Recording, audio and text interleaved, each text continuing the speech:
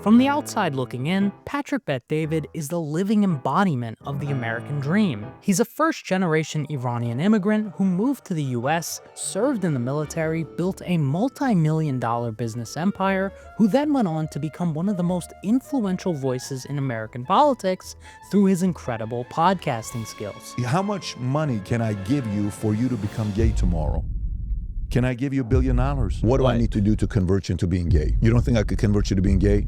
I don't think so. Okay. But once you look past the surface, Patrick's story becomes less about inspiration and more about exploitation. Because behind the carefully crafted facade that he puts on, we find a man who spent almost 15 years of his life running one of the most predatory types of businesses in all of America, a multi-level marketing insurance company called PHP Agency, where instead of focusing on actually selling insurance, their real goal was to recruit people into a scheme, which promised them a rags to riches story, just like Patrick's. I know a lot of people have been contacting us because just in the last week, we got 2 new people making over $1 million a year income. You know, we have people that are doing stuff that they've never done before. We had a record-breaking year in $100,000 earners, $250,000 earners, new $500,000 earners, new $750,000 earners, new $1 million earners. While Patrick was telling people the agents at his company were making hundreds of thousands of dollars a year, what he conveniently failed to mention was that the company was built off the backs of people who barely made enough to pay for a McChicken. Yet,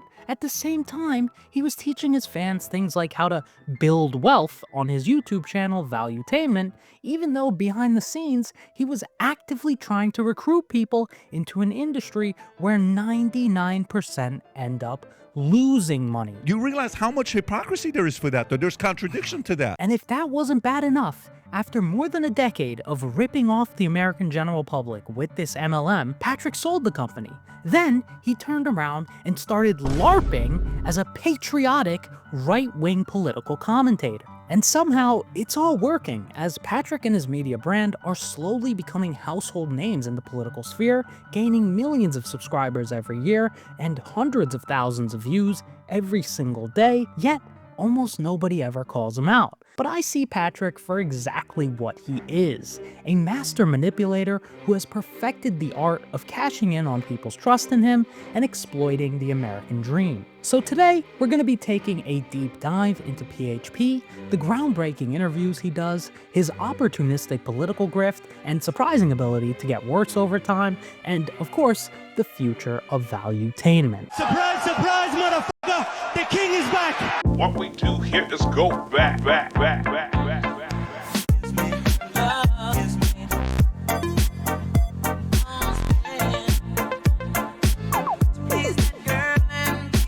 Nowadays, Patrick is known on YouTube as a right-wing political commentator, but he didn't start out that way.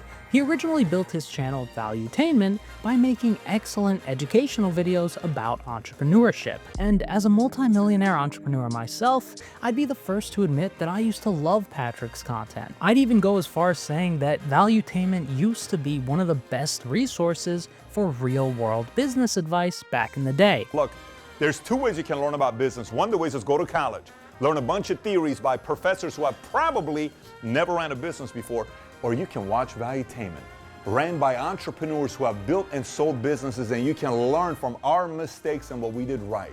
And by the way, I'm willing to bet anybody who goes and takes this boring route versus watches Valuetainment, I'm putting my money, this person who watches Valuetainment is gonna beat the person who goes to college. But while Patrick was promoting Valuetainment as the best place to learn about entrepreneurship, he wasn't exactly very transparent about his own business. And that's why if you watch his old videos, or even his podcast nowadays, all he ever really says about PHP is that it was an insurance company that he ran and sold a few years back, if anything at all, which wasn't just a minor oversight or a mistake, it was a deliberate strategy to keep his fans in the dark about what really went on at PHP, because actually digging into the details would reveal a lot of information that Patrick doesn't want out there. But to be honest, as a former fan of Patrick's, I'm tired of getting the taste of them. I want the whole load. so what is PHP actually? Well, the name stands for People Helping People, and it's a life insurance and securities MLM company. If you're not familiar with MLMs, they're essentially legal pyramid schemes with a product attached to it. The main difference between the two is in how the money is actually made. MLMs rely primarily on product sales, and pyramid schemes rely mostly on recruitment. If distributors' earnings come primarily from selling products to actual customers outside of the company, that is probably a legitimate business. But if those earnings come primarily from selling product to the distributors you've recruited below you, and their sales of product to the distributors they've recruited below them, all within the company, that may be a pyramid scheme. Now, MLMs are not illegal. Pyramid schemes are illegal. However, I think PHP does a great job of blurring the lines between the two by prioritizing recruiting over actually trying to sell insurance. A perfect example of this would be the PHP website itself, where as soon as you go on the site, the direct call to action is to join our team 3 separate times, and the top 2 tabs are focused on recruiting instead of trying to sell insurance, which you would assume would be the primary goal of an insurance company. And they also use typical shady MLM language on the front page like financial freedom and a career for you, which again has nothing to do with the insurance they sell. But hey, maybe PHP forgot about their customers. I mean, who needs those? Not PHP, of course, because in my opinion, the true product at PHP isn't actually the insurance policies, but rather the endless stream of new recruits. Again, this is proven by their own website, where they claim to have sold 450,000 policies since the company's inception in 2009, which sounds impressive until you realize they have 45,000 agents. That means on average, each agent has sold about 10 insurance policies, or less than 1 per year. So based on the statistics, their agents are either clearly more focused on recruiting new agents into the company, or the average PHP agent has sales skills like this. Hello, I want to buy life insurance. No. Why not? Because you are fat, and I already hit my quota of 1 sale per year this year. Are you being fat phobic? Your hairline is clapped, buddy. Yes, I am, and I asked for this cut. Now get out of my face, so I can get back to recruiting. Actually come back. I have a secret to share with you. Do you want to get rich and join my company? I help people achieve financial freedom by enhancing their lives.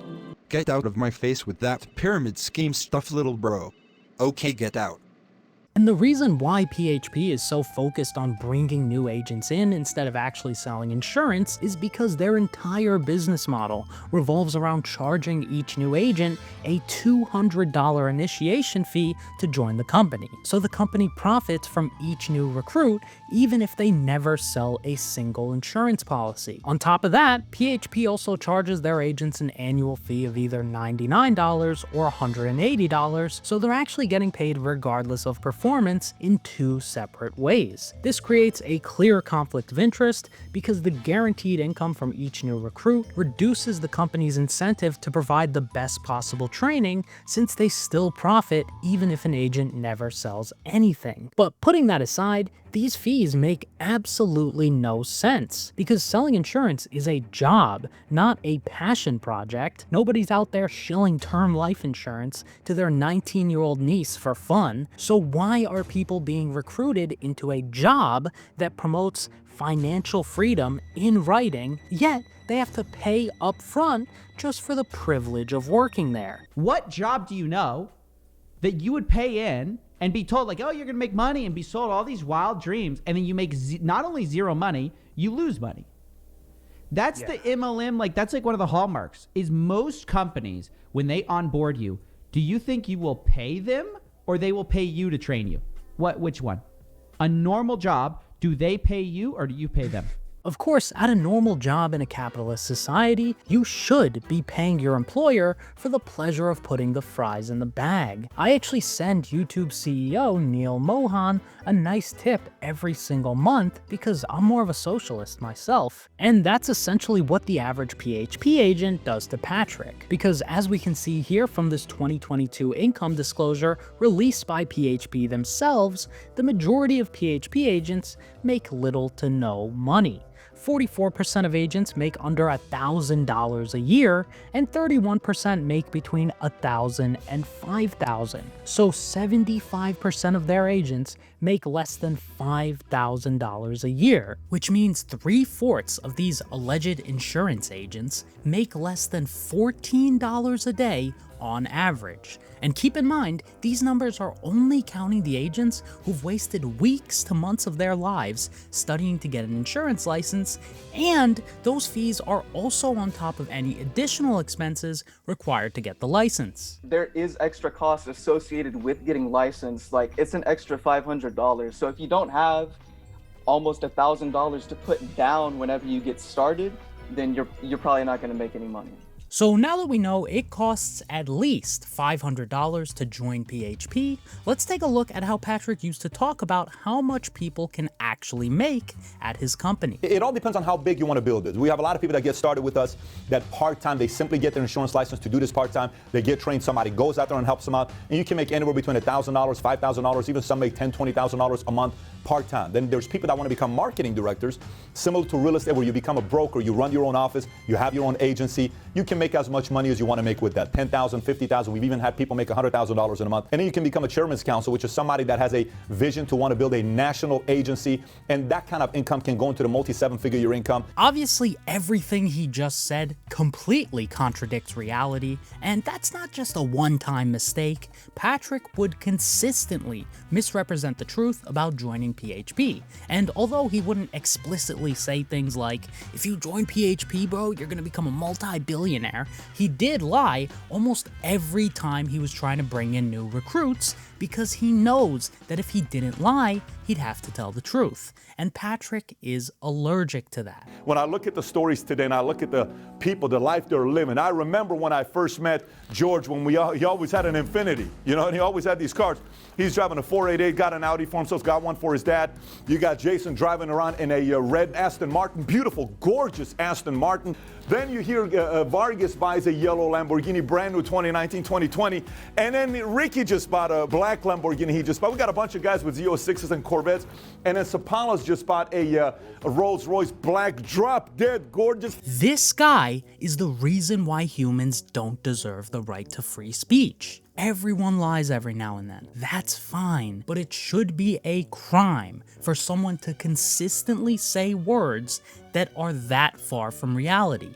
Because according to the stats, only 0.17% of PHP agents earn over $500,000 a year, and only about 1% earn between $100,000 and $250,000, and the agents that fall into the average income bracket only make up about 2% of agents. But this guy's talking about Aston Martins and Ferraris? If Patrick were 100% honest about PHP, he'd show his agents 2006 Corollas and bus passes, not exotic cars that a very small percentage of agents can even afford to rent. But Patrick doesn't actually sell insurance. He sells a fantasy, because he knows that if he told the actual truth about PHP, no one would ever join. So instead of being honest, he creates this alternate reality where statistics don't exist, and instead, joining the company is sold as a path to quit your job and financial freedom. What exactly do you guys do?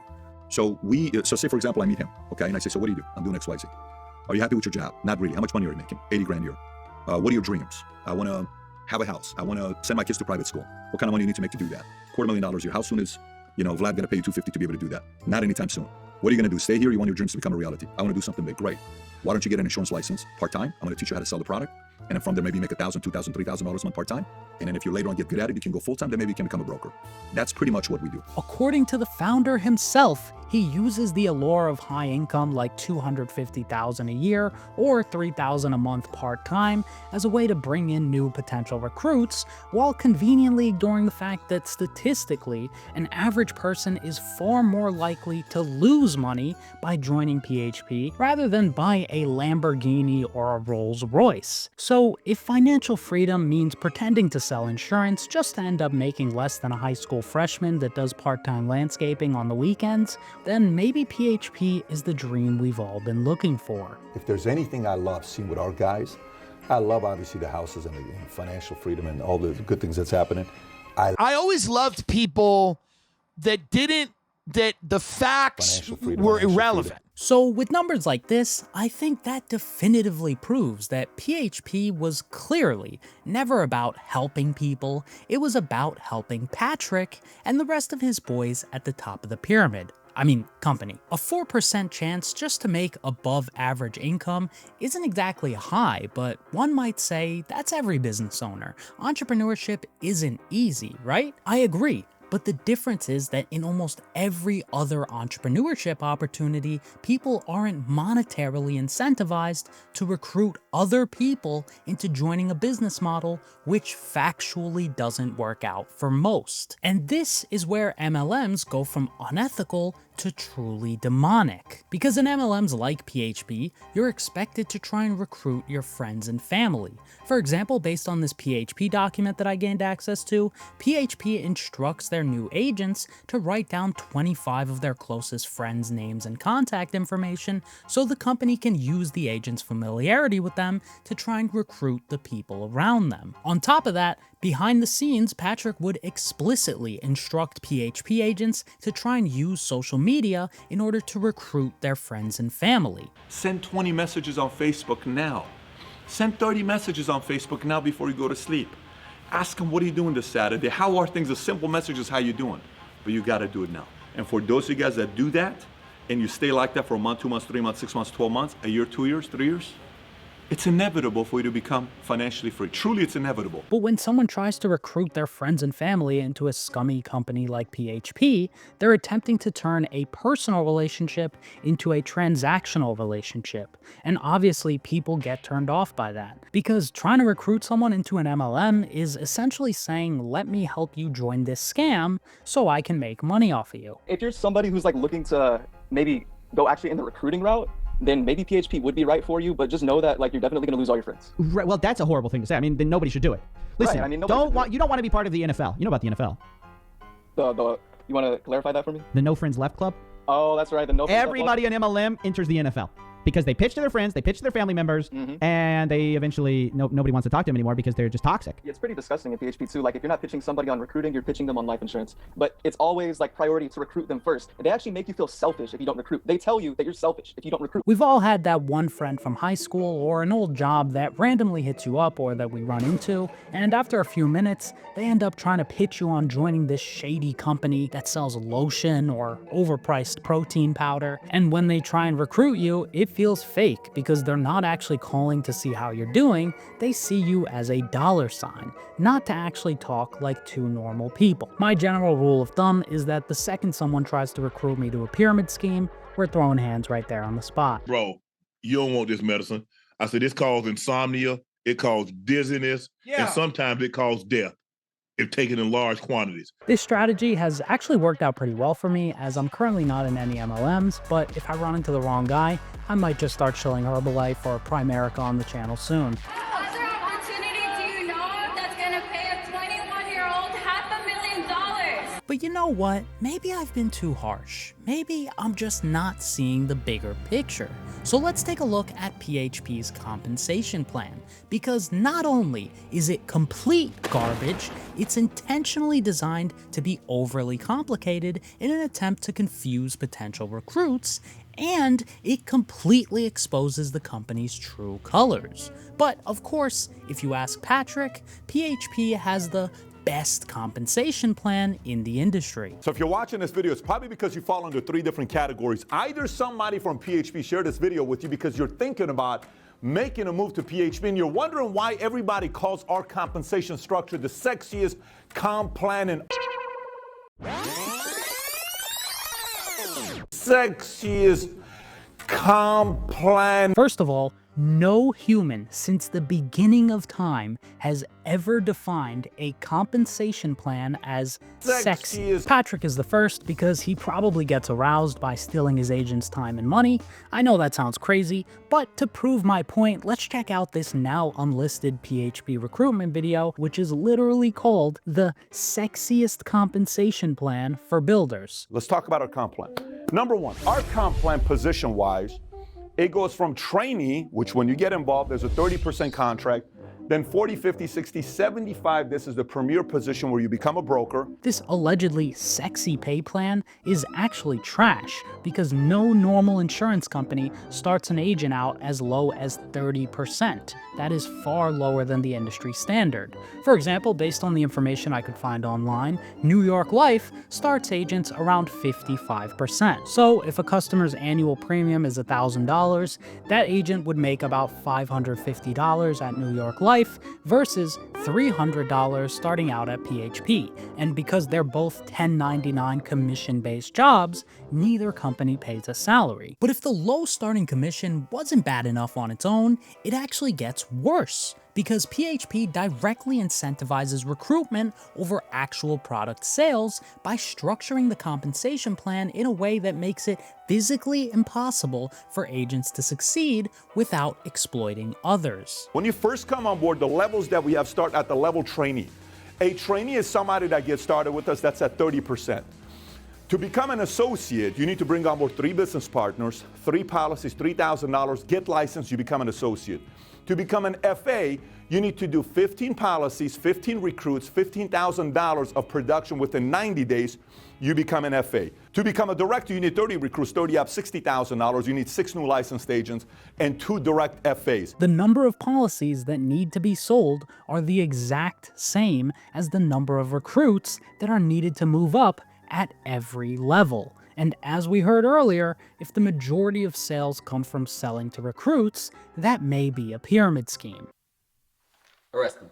Wait, no, The thing is, this still isn't an illegal pyramid scheme because Patrick doesn't directly tell his agents that they need to sell to new recruits. He just incentivizes it through the compensation structure by making the amount of recruits needed to move up identical to the number of policies they need to sell. You hear these words, Ponzi scheme, pyramid, everything nowadays is called a pyramid scheme. Yeah, I wonder why, buddy. And I haven't even mentioned how outrageously unrealistic some of these quotas are. For example, moving up from field associate to director requires 30 policies sold, 30 recruits, and $60,000 in production in just 90 days. Most people are not recruiting someone new into an MLM every 3 days, and even in the small chance that they are, they probably don't have the time to sell that many policies to actual customers unless the recruits are also buying policies themselves. Now, later in this video, he spends more time describing the higher levels in the company, like senior marketing director, which requires 100 recruits and 100 sales in 90 days, which is obviously grotesque, but the higher levels are completely irrelevant given the undeniable statistics. So the next type of compensation that Patrick describes is the generational override, which is the percent of the commissions that agents earn from their recruits and the recruits of those recruits. But you get 10% first, 5% second, 4, 3, 1, 1, 1. This, if you add it up, gets to 25%. So far, we have 82.5 plus 25%. What does this mean? When Rodolfo develops a broker, we had Cindy at the top, then we have Rodolfo, which she makes 10% on, but if Rodolfo develops another marketing director, Cindy now makes 5% on that, then 3%, 4%, 3%, 1, 1, 1. So instead of rewarding the agents who do the actual work of selling insurance, they funnel commissions through 7 layers of leech, aka insurance agents. And the reason why they do this is to ensure that the money from commissions flows upwards and not towards the agents that are actually doing the work. So the higher ups end up benefiting from the recruits' deals. And once again, the comp plan is decentivizing selling insurance and directly incentivizing recruiting instead. Because why in the world would the commission not just go to 1 or 2 or 3 people and more of the commission commission go to the person who actually did the work. Because that would mean less recruits, which would mean there'd be less people to cover Patrick's mortgage on his $25 million mansion. And of course, we can't have that. When somebody buys a cell phone, right? Well, what happened? The sales rep got a little portion, right? Then the manager got a little portion. By the way, Can I just pause you there? Yeah. In any other sales job you could name me, including T-Mobile, the majority of the commission goes to the person who actually made the sale. That's how they incentivize people to sell. In PHP, in the example I just gave you, the first few levels of PHP are less than 50%, all the way up into level 3 field associate. So the first 3 levels of the pyramid, the hierarchy in PHP, you're earning the minority of the commission and the rest is going to people above you. How is that not just bullshit? And the rest of the compensation plan can't really be described as anything other than BS. The guy starts throwing around random numbers and math equations, like my schizophrenic uncle at Thanksgiving. He talks about something called the Great Equalizer bonus and claims that agents can earn up to 198% commission, or maybe it's 168%, or maybe 175%. Honestly, I think he just makes it up as he goes. But the fact of the matter is, the compensation structure at any company should never require a college lecture. If someone is trying to pitch you a pay plan by saying words for half an hour, you can probably also smell their cologne through the screen. This compensation plan clearly is not sexy, nor is it even fair. It's a system which is intentionally designed to funnel money upwards while leaving the majority of agents struggling to break even. And ultimately, the numbers don't lie. The compensation structure does not work for the average PHP agent. We're a fair company. A company bought our company. You know what the conversation was about after they bought it?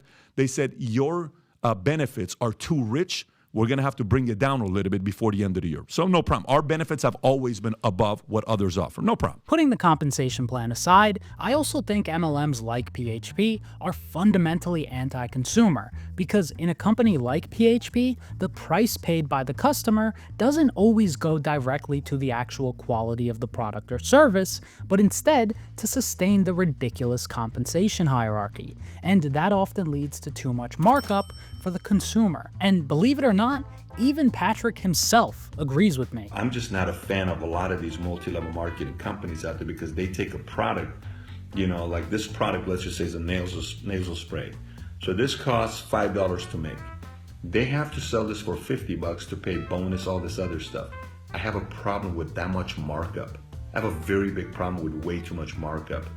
One, because the customer shouldn't be paying that much for a product. Two, because on eBay, they can buy this for $6.99. So I have to compete with eBay for $6.99, and I don't want to do that. MLMs are completely different from other businesses because in almost every other traditional business model, companies grow by providing quality goods or services to customers for fair prices. And if they take care of their customers, they actually end up making more money in the long run through repeat business and referrals. For example, Toyota sells good cars for reasonable prices, and because most of their cars don't explode fresh off the lot, a lot of people end up buying more of them. In general, that is good capitalism. PHP, on the other hand, is bad capitalism because unlike a typical company that prioritizes customer satisfaction and product quality, an MLM's main goal is to recruit people into their scheme so they can sell garbage to the recruits and the friends and family of those recruits. PHP, we don't buy leads, we don't sell, we don't go door to door,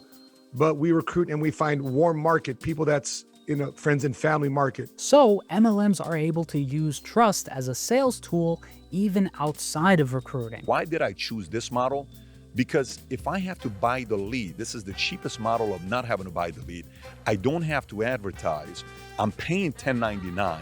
You get to make as much money as you get. I don't have to pay you W-2. MLM is the cheapest model to buy leads because the leads are often the agents themselves or the agent's personal contacts, which means that the trust is inherent. And with that being said, based on the limited information I could find about PHP and the products they actually sell, one of the main types of insurance they sell is an IUL from National Life Group.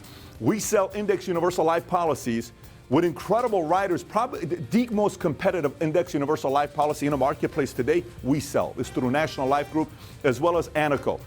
I haven't yet seen a carrier that can compete with the index universal life policy that they sell. This guy is just so oily. I don't even mean physically, and I really can't describe it any other way, but I have to clean off my monitor every time this guy tries to sell me something through the screen. The slipperiest, most conniving motherfucker on the face of the earth. But oil aside, an IUL is an indexed universal life policy, which is a life insurance policy that also has a side account tied to a stock market index, which is typically the S&P 500. So when someone pays the premium, part of it goes to the insurance, and another part goes into an account that grows based on how the market performs. But based on my research and 83 IQ, IULs are heavily flawed because they often cap how much someone can actually earn from the stock market side of things, while also charging high fees that eat away at potential gains. To put it simply, IULs are an overly complex and completely unnecessary product for most people. Investments and insurance do not need to be tied together, aside from very, very niche situations, and I think IULs are bad financial products for the average person. But don't just take my word for it, take it from someone in the insurance business who used to work directly with National Life Group. I know for a fact that their top carrier on the Index Universal Life side is National Life Group. In my opinion, that product is very subpar. I used to work with National Life Group, so I know it pretty intimately. And so I think that's dangerous. But let's just look past that, and let's also just ignore the fact that National Life Group is currently being sued for allegedly being an illegal pyramid scheme, and also for misrepresenting the returns on the IULs they sell. I mean, who actually cares about the customers anyways? The real reason why Patrick pushes his agents to sell IULs to PHP's customers is because IULs tend to pay higher upfront commissions for insurance agents compared to standard life insurance. In fact, by his own admission, Patrick even made a special deal with National Life Group to get paid higher commissions on IULs. One of our relationships with National Life Group, they have a very popular index universal life policy that's a Flex Life IUL, and that product, we are currently paying 105% to the field, but they have chosen, because we spoke to them about it, and it's arrangement with PHP and PHP only, they're advancing 100%. Let me say it again, 100% of 105%. If you were at 100%, you're making the whole target premium up front.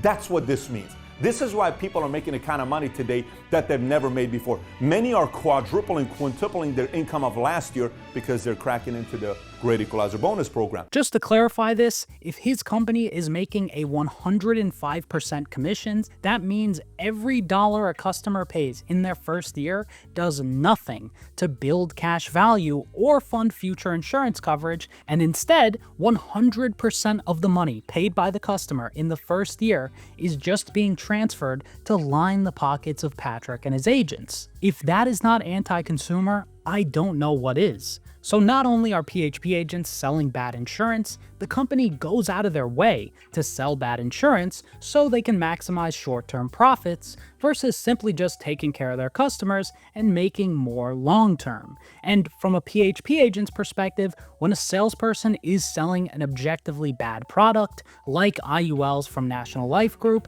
that makes the job of selling more difficult because there's less demand for the product, which makes the salesperson's job harder and in turn makes the salesperson less money. With that being said, I think it's more than fair to say that this company isn't actually about empowering families and improving their financial futures. It's about chasing the highest commissions possible for PHP, which, may I remind you, stands for people helping people. I don't know how you say you're positively changing people's lives. Like, it wouldn't be like, oh my God, we are positively changing people's lives on a daily basis.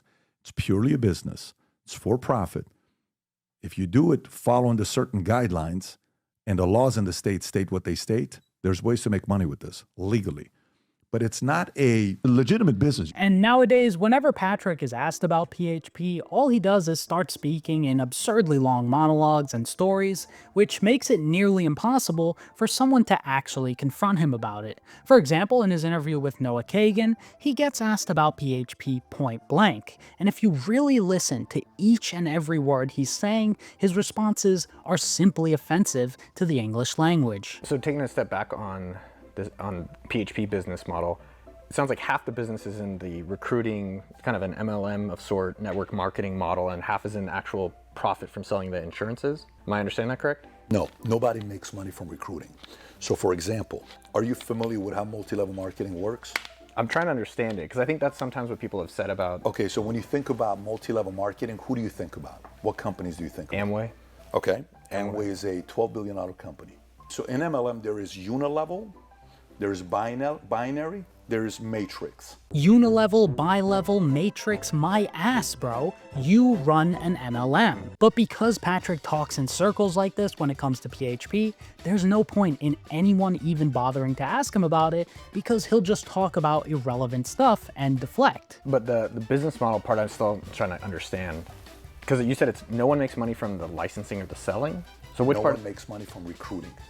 You only make money, I don't make money if I recruit you. I only make money if I recruit you and get you licensed and get you to sell so I can override you. Or if I sell you a product. But just recruiting you, I don't make any money. This is nothing but a technicality meant to confuse the audience because he knows most people don't know the details of his company. Although he's right that PHP agents don't technically make money from recruiting because the fees paid to join the company don't go to the person who recruited them. As I showed earlier, the entire compensation structure is dependent on recruiting others. So, PHP agents do make money from recruiting, just not directly. But I think the best example of Patrick tiptoeing around the PHP subject was this interview he did with CoffeeZilla a few years back. Now, please do not ever watch this podcast in full. I'd rather just not live than ever have to listen to this again. But here's how the podcast starts out. I got to know you from your channel Valuetainment, and big fan. And around that time, I found this John Oliver piece on multi-level marketing, and I saw you had made a video on multi-level marketing, and I was like, dope, I'm gonna check out Patrick's take, blah, blah, blah. But eventually, I realized you have this other company, PHP, I think that's one of your main business. Is that your main business? I would say so, yeah, I'd say that's the main business, yes. Yeah, awesome. And then I realized that that is itself an MLM, and we wanted to talk to you about it because I think MLMs are extremely predatory. By the way, do you know the difference between an MLM and an FMO? FMO?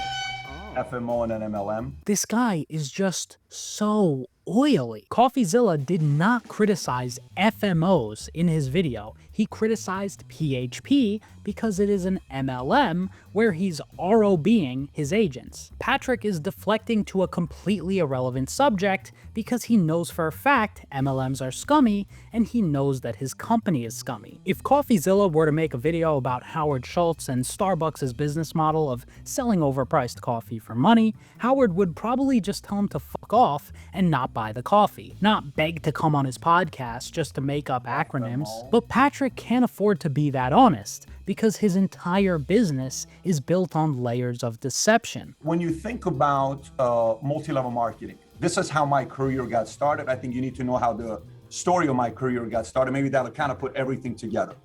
I'm in the Army, I get out. In the Army, one of the favorite things I enjoyed... Why even come on the podcast at this point? This is exactly why no one can ever confront Patrick about PHP, because even if someone asks him about it, he'll just go on a 4-minute rant about his conception and how his career got started. I made a video about where I featured PHP, and I talked about y'all's income disclosure, everything. One of the overriding features that I'm critical of, and if you guys aren't an MLM, I'd still be critical of, is that the vast majority of people don't make money, while the push and the marketing is that they will make money, and that it's easy to make money, and that don't worry about it, it's a lot of people do it. Like bags. Does that it's like, hey dude, forget about McDonald's, forget about Walmart, come work for PHP, baby. Let me ask you guys this. By the way, I love your content. I love what you guys are doing. Yeah, I'm gonna go out on a limb here and say Patrick doesn't actually love CoffeeZilla's content. Of course, this person who got criticized in front of 1.8 million people is not gonna be a huge fan of the person who exposed him on a mass scale, which is totally fine, but there's just no need to lie about it. Have you never been in politics? Because you honestly, don't take this the wrong way, but you do strike me as a politician. The way you, No. Ultimately, I think PHP is an extremely predatory and shady company.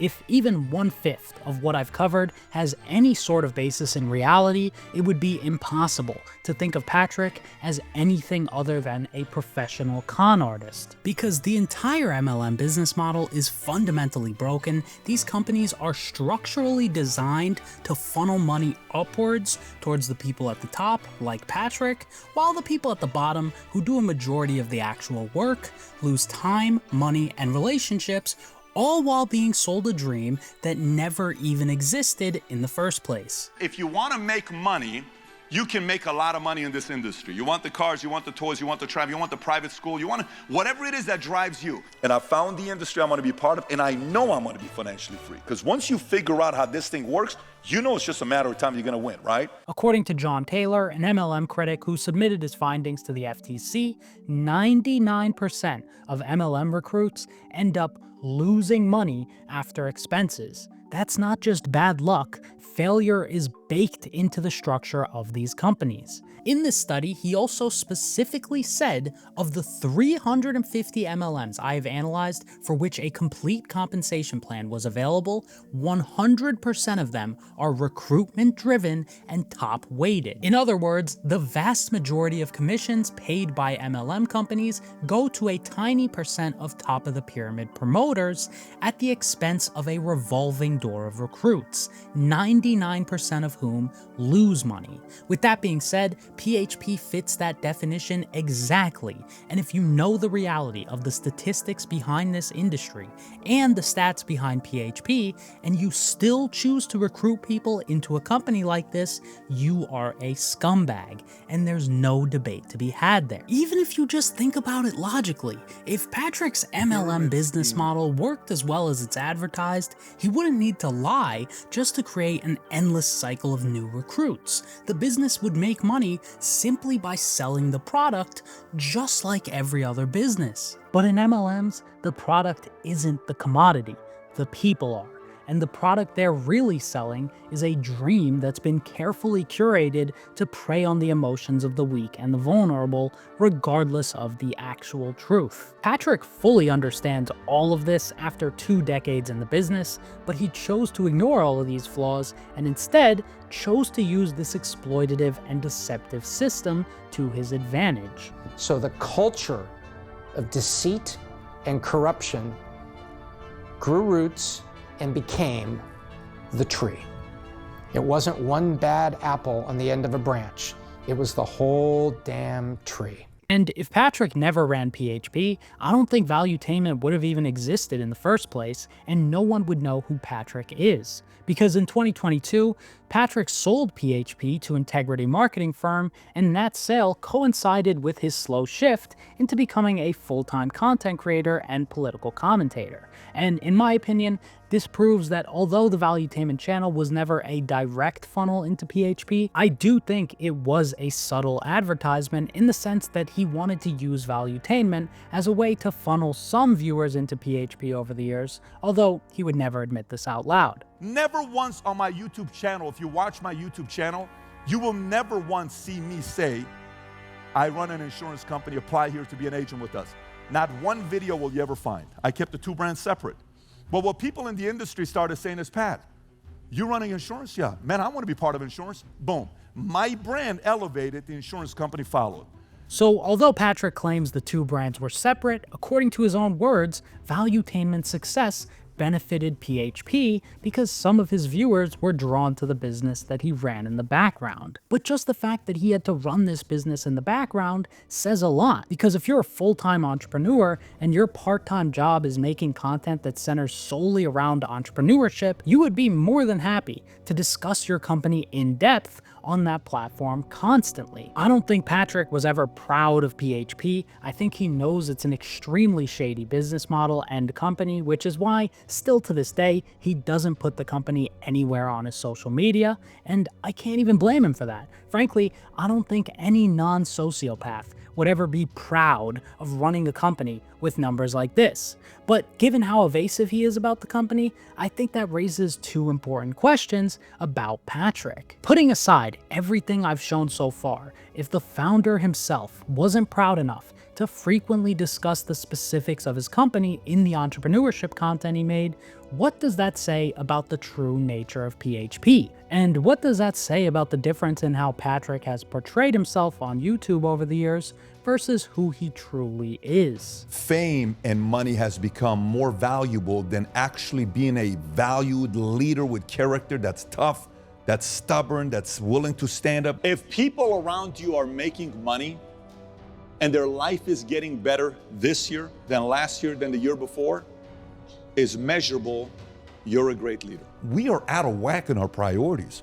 We look at heroes in a complete different way because of social media era.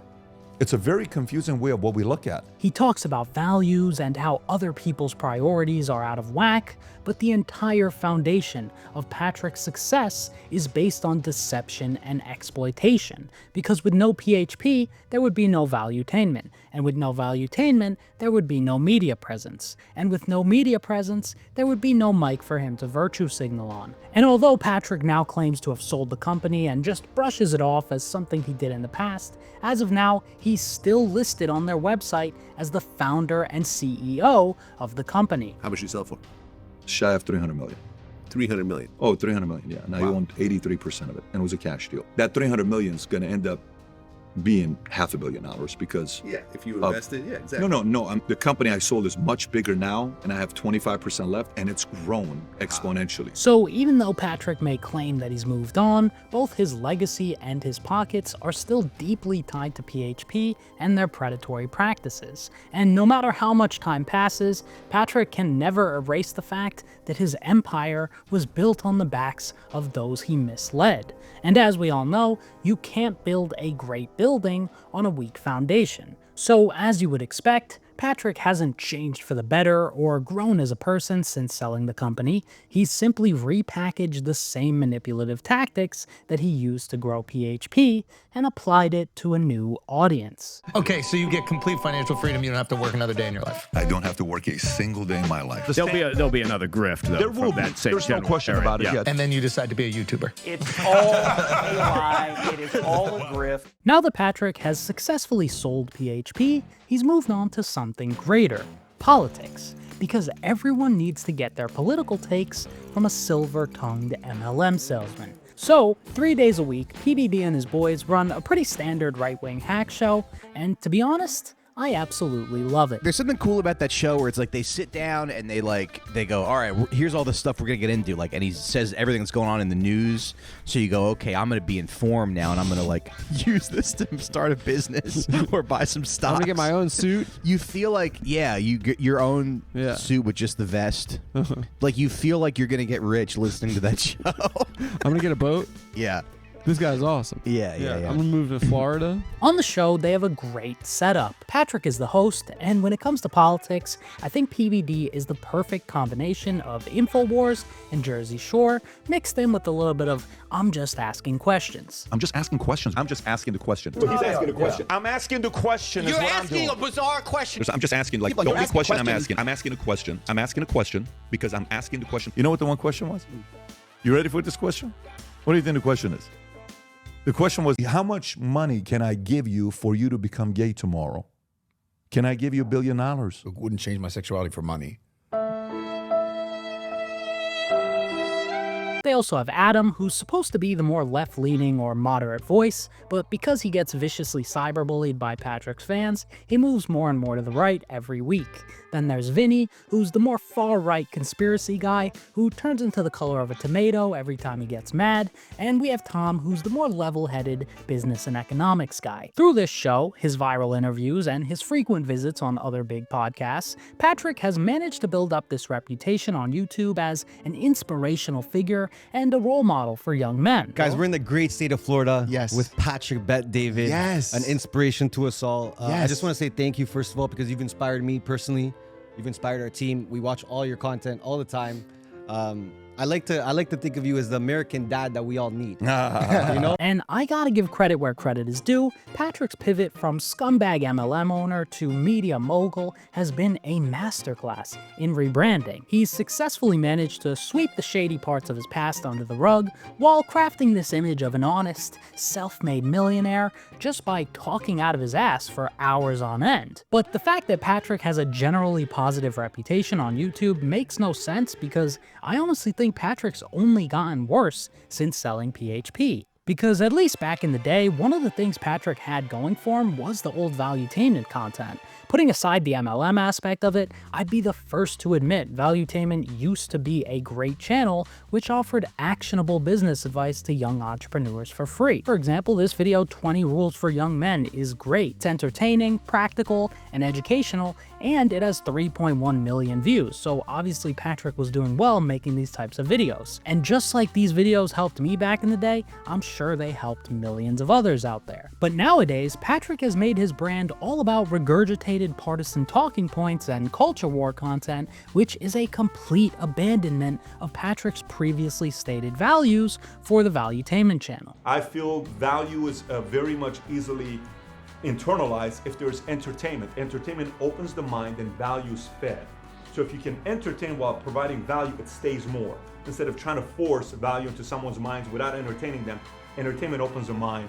And that's what we call the channel Valuetainment. After selling PHP, Patrick didn't need Valuetainment to funnel viewers into his MLM. So instead of providing either value or entertainment now, Patrick is covering groundbreaking news stories like an LGBTQ police raid in Moscow, which was just so valuable to the world, I'll just let Patrick explain it. Police in Moscow raid bars over LGBTQ propaganda. This is a barren story. Moscow police raided at least 3 bars, including the popular Mongol Gay Club. That's crazy. They ought to be ashamed of themselves. An inferno night detaining patrons and arresting the director of a travel agency for gay men under laws criminalizing LGBT propaganda. What is this about, guys? Why is this a story?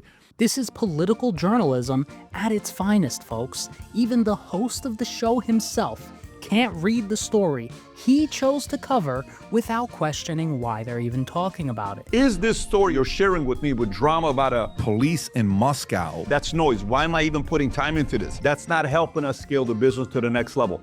I want to minimize noise as much as possible. Obviously, Patrick's shift isn't about any sort of genuine conviction or spreading some sort of a message that he's so passionate about. Instead, Patrick's pivot into politics is a calculated move to bury his shady past by pandering to a built-in audience, which he knows will defend him unconditionally if he just says the words they want to hear. And it also allows him to churn out endless low-effort slop that simultaneously grows his influence and bank account. The news can't have a day to be like, yeah, you know what, man, there's really not much happening. Guys, just turn it off. Like, every day has to be like, oh my God. Breaking. Dude, that's, yeah. It's like, dude, it's not, there's really nothing going on. A perfect example of the culture war nonsense they cover on this show occurred right before the 2024 election, when the comedian Tony Hinchcliffe made a joke at a Trump rally about how Puerto Rico was a floating island of garbage. And shortly after, Joe Biden responded by calling Trump supporters garbage. And of course, our guys over at the PBD podcast couldn't miss an opportunity to cash in on this juicy news story. Here's what he just had to say about half of America. Go ahead, Rob. Or Puerto Rico, where I'm in my home state of Delaware, they're good, decent, honorable people. The only garbage I see floating out there is his supporters. His demonization of things is unconscionable, and it's un-American. Thoughts on this, Tom, when you hear him calling folks garbage? Well, this really disappointed me. Nobody was disappointed by this. The First Amendment gives you the right to act like you're disappointed, but the guy is 82 years old, and although I'm not a doctor, he's most likely senile. At the very least, he has aged so poorly that he had to stop running for president mid-election cycle after winning the previous election. Going up to my granddaughter's birthday in New York, then we're going to watch a debate And then tomorrow I'm doing 9/11. Not a single soul was shocked or offended that he said something he shouldn't have said, unless you already made up your mind in advance. The guy is 7 years past the average age of death for a man in the US. If you're sitting in a podcast studio doing a 30-minute in-depth, nuanced discussion about how an 82-year-old man said something stupid, you are the stupid one. Especially because just a minute later, they show a clip of him doing something even worse. Explain to me how this is normal. Go ahead. I don't care if he's the president. Like, what is he doing? Two, he's deep. Listen, let me. How in the world does this not discredit the previous clip entirely? If putting a baby's foot in your mouth 3 times in 10 seconds doesn't scream wash to you, I don't know what will. But this is the problem with culture war nonsense. Instead of discussing the systemic issues that took place to put this man in this position in the first place and criticizing the people involved in that, they spend 30 minutes pretending to be offended by the fact that an 82-year-old man said something he shouldn't have said. This isn't new. What's very interesting is that everybody's acting like this is something that we've all figured out today. Listen, the president cannot say it. Obviously, this guy has not looked alive in 2 years. He's barely made sense. He had a good State of the Union. But for the most part, he looks like he's not in his own body. His skin is wrapped so tightly around his skull that it's disturbing. He's incredibly advanced in age. His voice is very soft. He seems to be in hospice. And look, there's a big difference between politics and culture war. If you want to talk about politics, that's one thing. But these culture war stories are often trivial for no reason. And the real point of stories like this is just to distract and divide people as a way to divert attention away from more substantial issues, like inflation. Obviously, this Biden thing or the Moscow thing are just a few small examples. There's a million of these. Like 2 days before the election, these middle-aged men dedicated an entire segment of the show to covering a squirrel. I don't know, somehow that became a political issue. And when someone is going from educational content to obsessing over a different psyop 3 days a week, I think it's fair to say that is a step in the wrong direction. Peanut the squirrel, beloved pet and internet sensation, euthanized after being seized by the New York State. Okay? Go ahead and play this clip, Rob. Yeah, let's not do that. But look, if Patrick doesn't want to do business content anymore, that's fine. It's his channel, he can do whatever he wants with it. But when a channel goes from how to reach your potential as an entrepreneur to talking about a squirrel 2 days before an election, that's not just pivoting into something else, that's broadcasting yourself descending into mental illness for money. Elon's tweeted about this 20 plus times. Who has? Elon. Yeah. He's tweeted about it? But bro, this guy's whole livelihood was this freaking squirrel. These guys' brains are so destroyed, none of them realize Elon needs to be placed in an institution for tweeting about any subject 20 times in a day, let alone a squirrel. I'm gonna be honest with you, I probably spend about 85% of my day arguing with people on Facebook about politics. Unhealthy. I mean, what else are you gonna do about it? I know. You can't let them win. You can't let a libtard win. I thought I was a hateful, bad person, which don't get me wrong, I still am, but then I started watching this political content, and what I quickly realized is that if all someone does every day of the week is just obsess over absurd topics for hours on end, they're going to eventually get a health condition called political brain rot. Do I believe in climate change? No.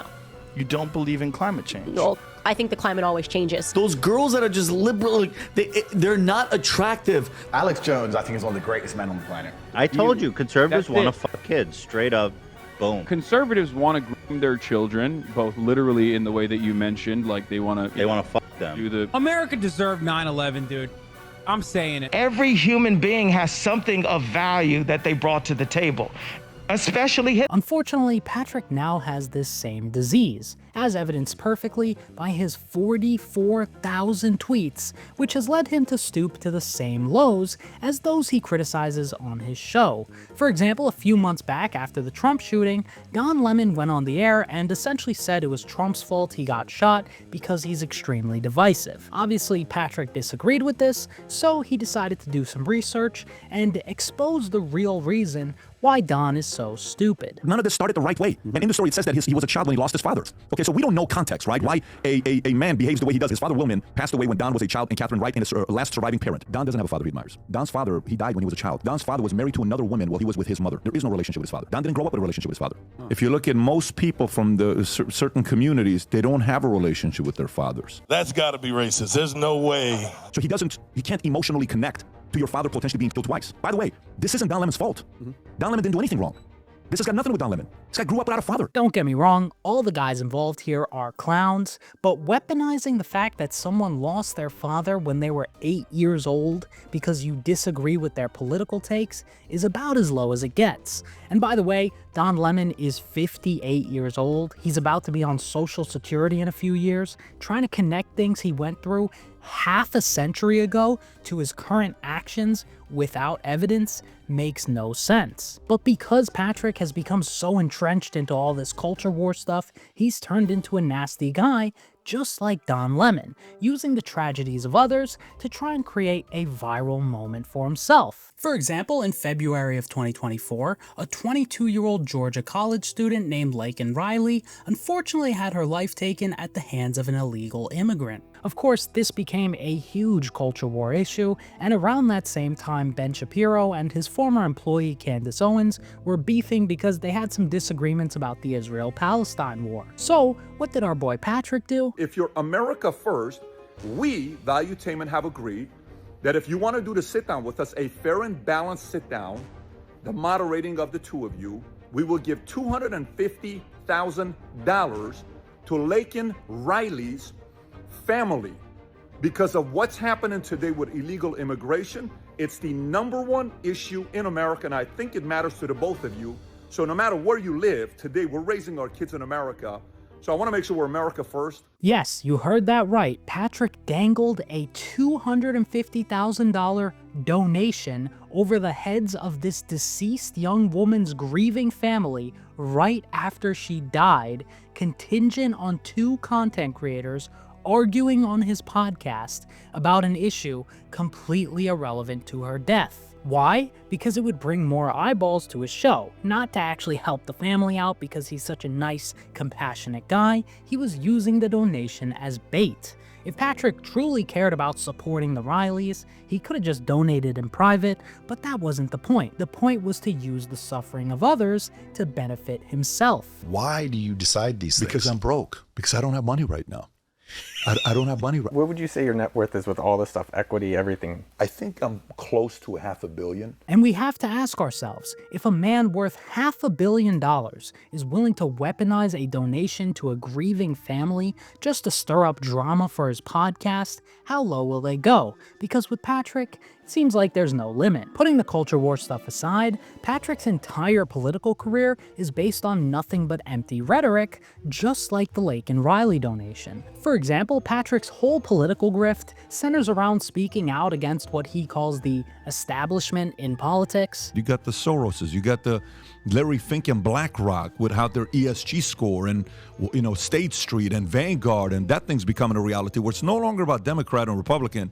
It's truly becoming more about the establishment folks and the anti-establishment folks. In Patrick's world, the establishment means the deep state, corporate overlords, career politicians, and rich elites pulling the strings behind the scenes. So basically just anyone richer or more powerful than Patrick himself. Patrick paints these groups as part of a system working against ordinary people while positioning himself as a populist, anti-establishment voice. If you're part of the anti-establishment movement, you're part of the group that wants to fight for freedom. This side wants to control. So think anti-establishment freedom, think establishment control. Elite, majority. Whatever his opinion is, that's his opinion. I'm not here to debate per personal beliefs. However, I don't think Patrick is truly as anti-establishment as he leads his audience to believe. Because, hypothetically, if you ran an MLM for years and you've knowingly made millions by exploiting ordinary Americans, who are you to criticize corrupt politicians or corporations like BlackRock? At their core, the problem with them is that they use the American people for personal gain at the expense of the general public's well-being. They're sellouts. And I think Patrick's actions prove that if he was given the exact same power as the people he often speaks out against, like BlackRock CEO Larry Fink, BlackRock would most likely be just as bad, if not worse, than it currently is. At the end of the day, he used capitalism to get capital to then control the companies to impose certain philosophies, ESG, you better have this many employees, you better do LGBTQ.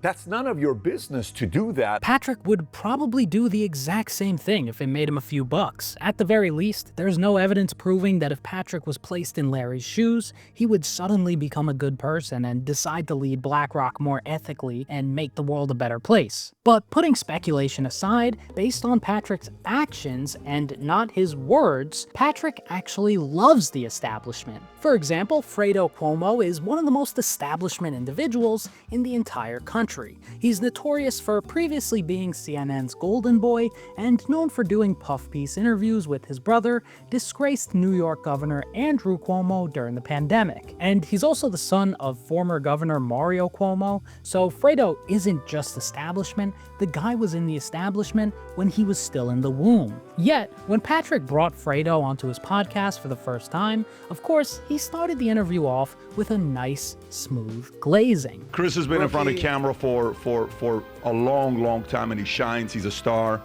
And his latest show right now, Cuomo, airs weeknights at 8 p.m. On News Nation. He's got a YouTube channel. My favorite video on the YouTube channel was when you got your 100,000 the plaque. That was sick. That's cool. The Chris Cuomo Project. And we're going to put all his accounts below. Go subscribe, go follow his show. But with that being said, we have the one and only Chris Cuomo in the house. How you doing, man? And basically the whole interview, Patrick and Fredo are just playing softball. There's almost no hard questions, barely any pushback for the BS he said, or even really an attempt to hold the guy accountable for being a blatant hack. Nobody ever told me what to say or not say at CNN, and I would have told them to take a walk if they did.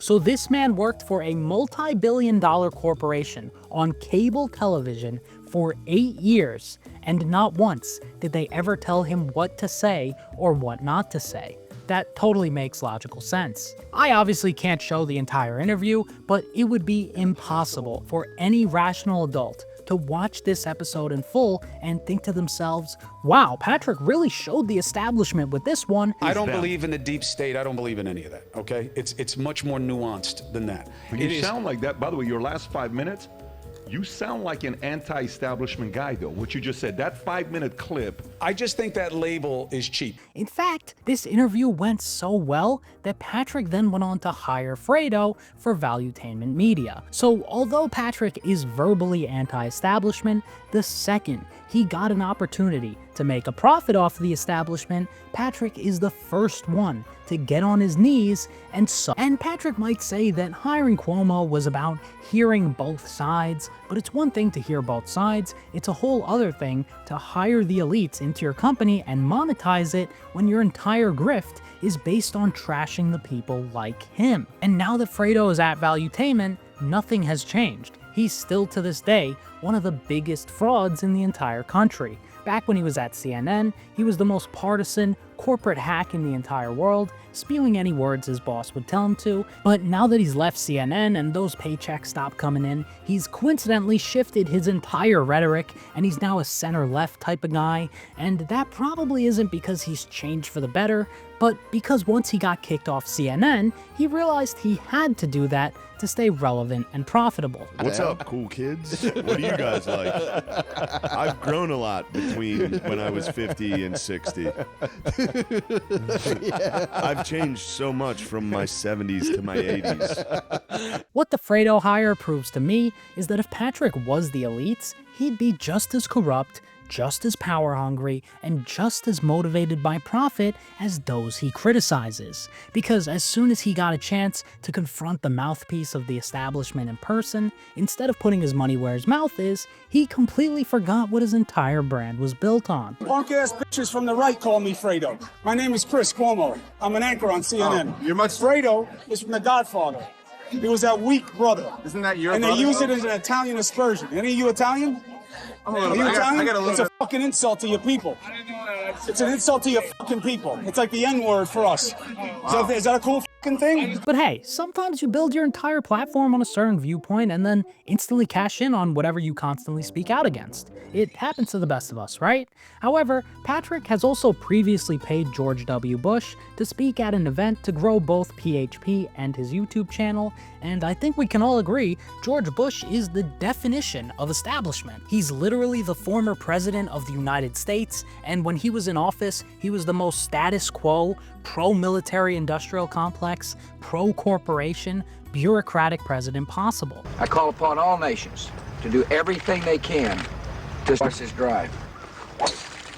If that swing alone doesn't prove to you how establishment Bush was, nothing will. But Patrick's contradictions don't stop there. He isn't just cozying up to the establishment and paying them money at every chance he gets, he's actively trying to position his own family to become part of the establishment behind the scenes. I said, so I went and studied. I got 4 kids now. We're going, we've done estate planning multiple times, but now I just sold the insurance company, so I have to sit there and see what am I going to be doing with some of this money that came out of nowhere? Goldman, Morgan, estate planning, do we do this, do we do that?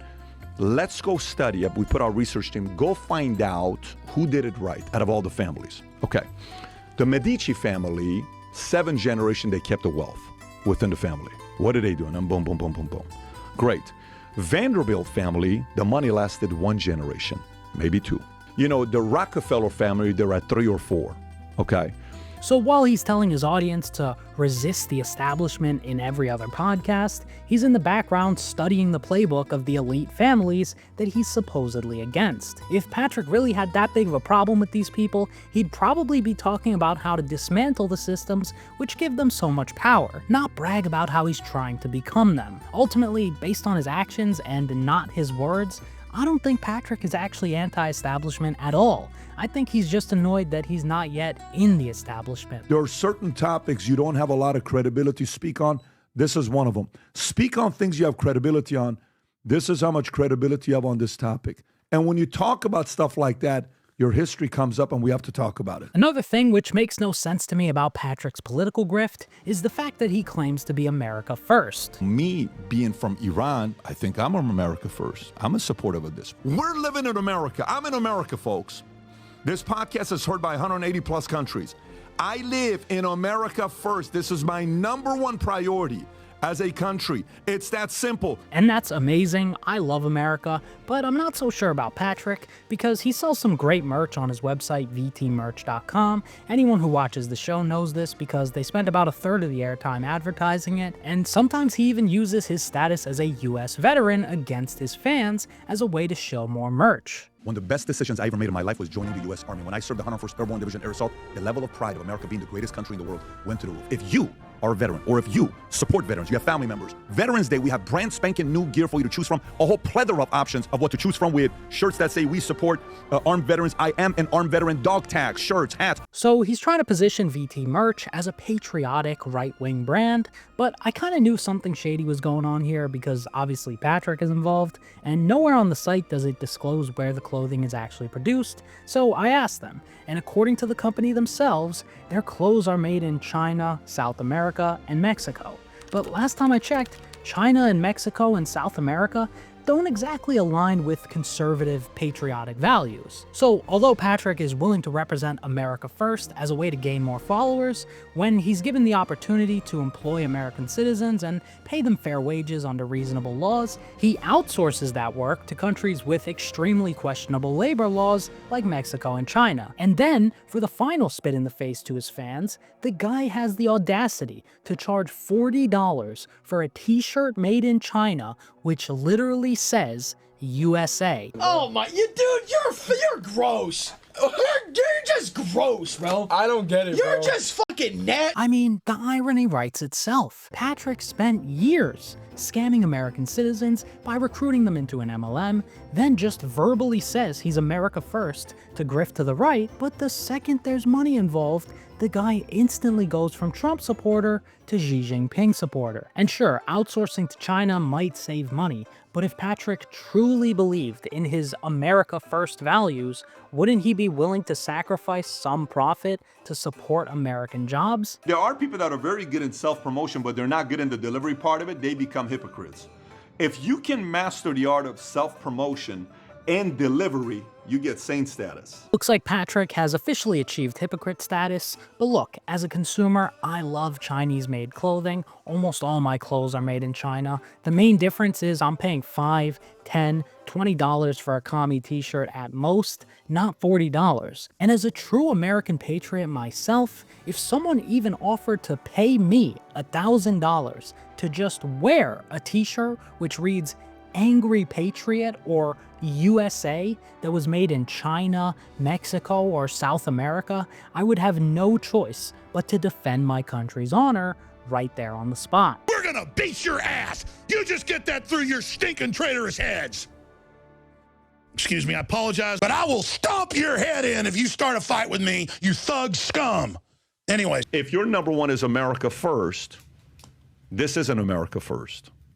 That's not an America first position you're making. Another major contradiction in Patrick's political rhetoric comes from his newfound disdain for DEI policies. In this tweet here, he specifically says DEI is the dumbest idea on how to operate a company. However, this is nothing but performative nonsense because, according to Patrick himself, he built his insurance empire by deliberately targeting young Latina girls. I'm going to bring young girls and I'm going to target minorities kind of like myself, so Hispanics, African Americans, and then we'll compete in the marketplace. We went that angle, and then the average agent today is a 34-year-old Hispanic female in the company. 51% of our company are women, 54% are Hispanic. We're the largest percentage of that in the marketplace. So Patrick created his own version of DEI, DEL, deliberately employing Latinas.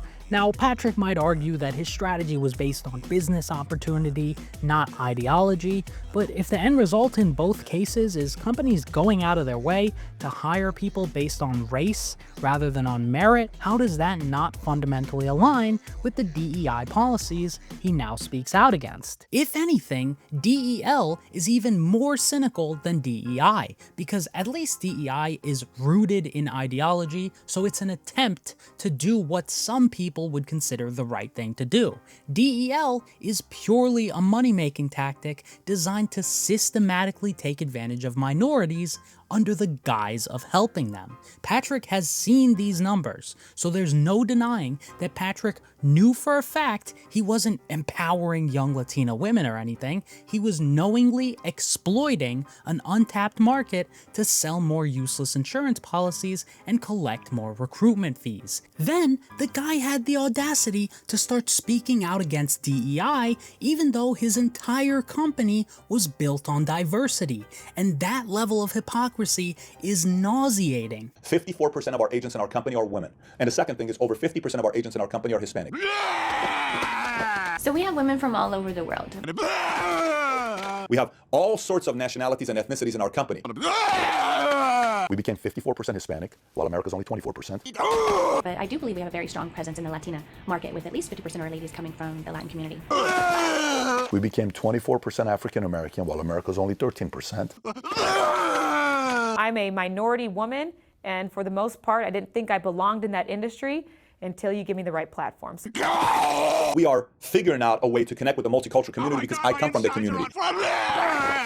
And still to this day, they explicitly brag about how diverse PHP is, like how many minorities they recruit, the gender of their employees, etc. But if my political compass is correct, race and gender should never be a focal selling point to entice people to join your company unless your company is extremely far left. This is the problem with the woke DEI agenda, because they're focused on race, on sex, on gender, on sexual orientation. The sheer quantities of cognitive dissonance these men have is insulting to the human mind.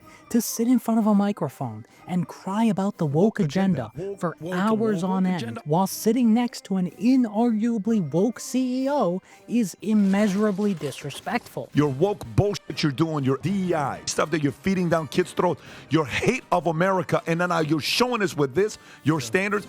Are you out of your flipping mind? Have you lost your mind? Another thing which makes me really question Patrick's political grift is the fact that he claims to not be partisan. Whatever story even your own side is saying, why don't you be skeptical a little bit and question it for yourself and see if you can entertain both ideas?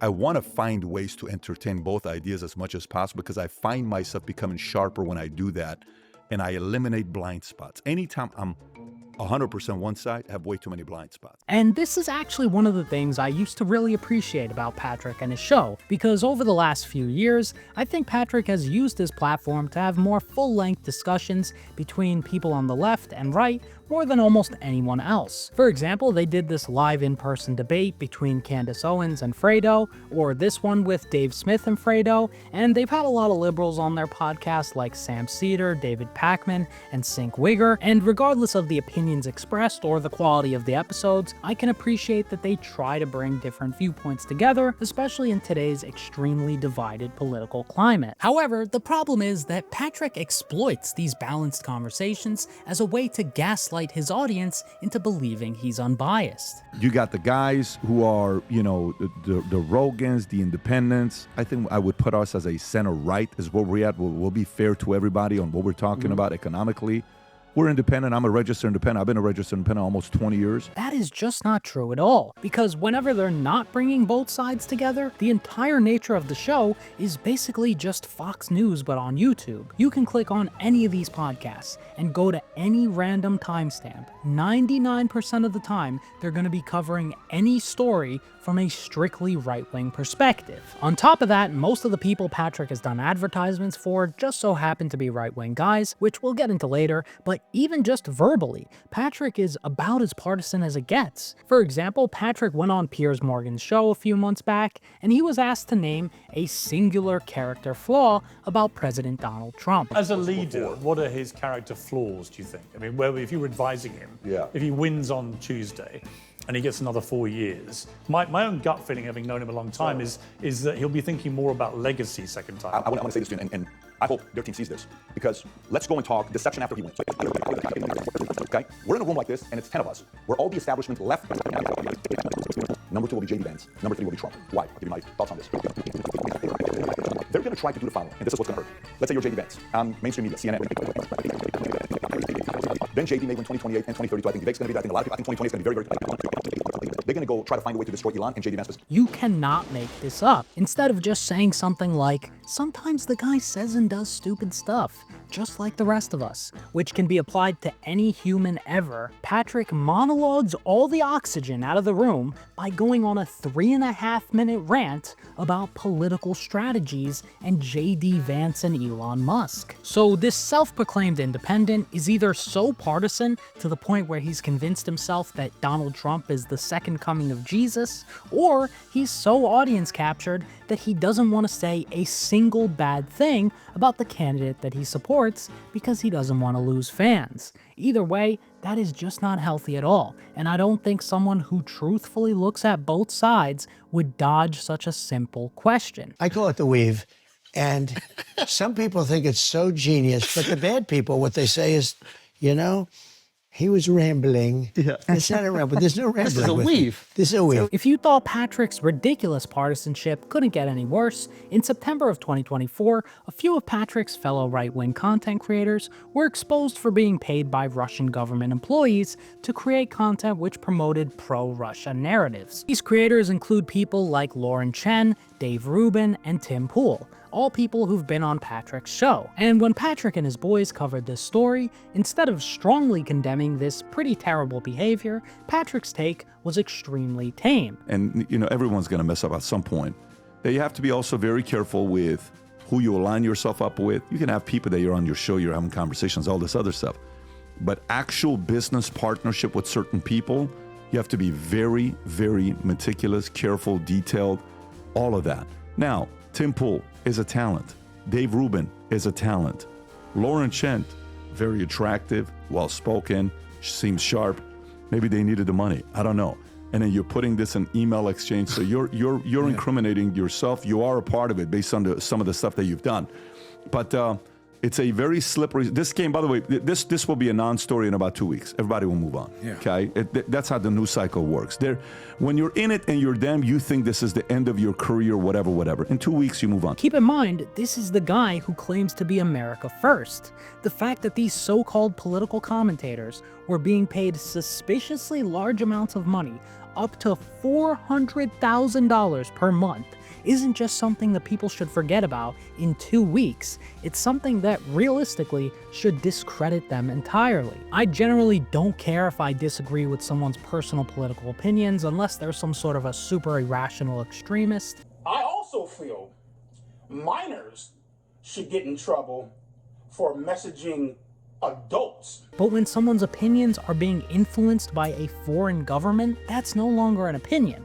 That's a bought and sold individual who's being incentivized to serve a foreign agenda, or at least stay within certain boundaries. Ukraine is the enemy of this country.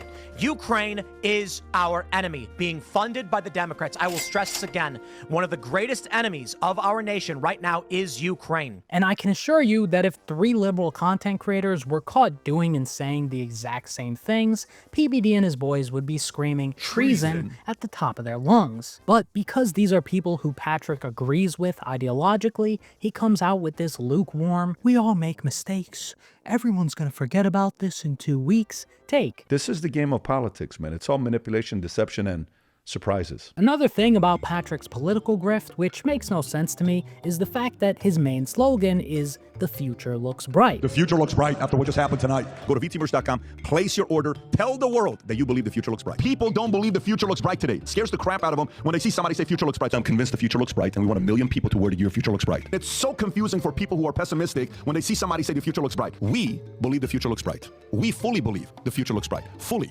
So much to the point where our entire brand is around future looks bright. Again, I actually love this about Patrick and his show. A lot of right-wing guys like Andrew Tate and Alex Jones build their entire brands around fear-mongering, so I can appreciate the fact that Patrick doesn't do that. But the thing is, Patrick used to be a big-time fear-mongerer back when he was trying to sell people on the idea of joining PHP. If you live in America, I believe there's never been a time more important than today for you and I to create wealth for ourselves. I'm talking you and your family being financially free, financially set, so you go to sleep at night comfortably knowing all the major decisions of your life are going to be taken care of. So why am I saying today is the most important time? Here's why. America today has $20 trillion of national debt. I mean, say you don't do it. Say you don't take a leap of faith. Say you stay the same exact place. Say you don't do anything different. How are you going to make a $500,000 income? How are you going to make that kind of money? How are you going to send your kids to the right schools? What if your kid actually can be a Major League Baseball player? And if he goes to that camp, he can make it. But because there's no money, he has to have a job working on the side, like me. So he uses optimism nowadays because it differentiates his brand from his peers, but Patrick's past proves that he's willing to use fear when it benefits his bottom line. And it's not just the past. Still to this day, Patrick uses fear against the audience to score political points and to keep them invested in his narrative. Let's just say you do that with 25%. You know what the business owner's going to do? You know what the billionaire's going to do? They're going to say, hey, let's go up 25% of employees. We got to fire a bunch of other people. Next thing you know, market tanks. And then think about the 62-year-old person, 64-year-old person who's got $750,000 in their 401k, thinking about retiring. What if that 750 goes like this to 375 because of market tanks due to bad policies with Kamala? That 64-year-old person that was about to retire in a year has to work till 75 years old. That's what bad policies do. They have bad consequences. So Patrick's messaging just flips whenever it helps his bank account. When he's trying to sell merch, oh, the future looks bright. But the second he needs to recruit people to his MLM or bring some viewers over to his podcast from Fox, the entire world is about to end. And you can't have it both ways. Either be an optimist or a pessimist. Regardless, he needs to drop the act, because this slogan is clearly just a marketing tactic designed to set Patrick's brand apart from others and not a reflection of genuine convictions. You don't really have consistent philosophies. To one crowd, you say one thing. To another crowd, you say another thing. We don't believe you. You're not consistent. We don't want you. At the end of the day, when it comes to politics, I think Patrick is still just as much of a grifter as he was when he was running PHP. I don't think he's a grifter in the sense that he doesn't believe any of the values he preaches. In fact, he probably is a real conservative, but even Patrick's biggest fan can't deny the fact that his actions consistently do not reflect the rhetoric that he pushes adamantly on his show. Instead, I think he's saying the words that he knows his fans want to hear in order to grow his brand. He's leading his flock of sheep not towards meaningful change or genuine values,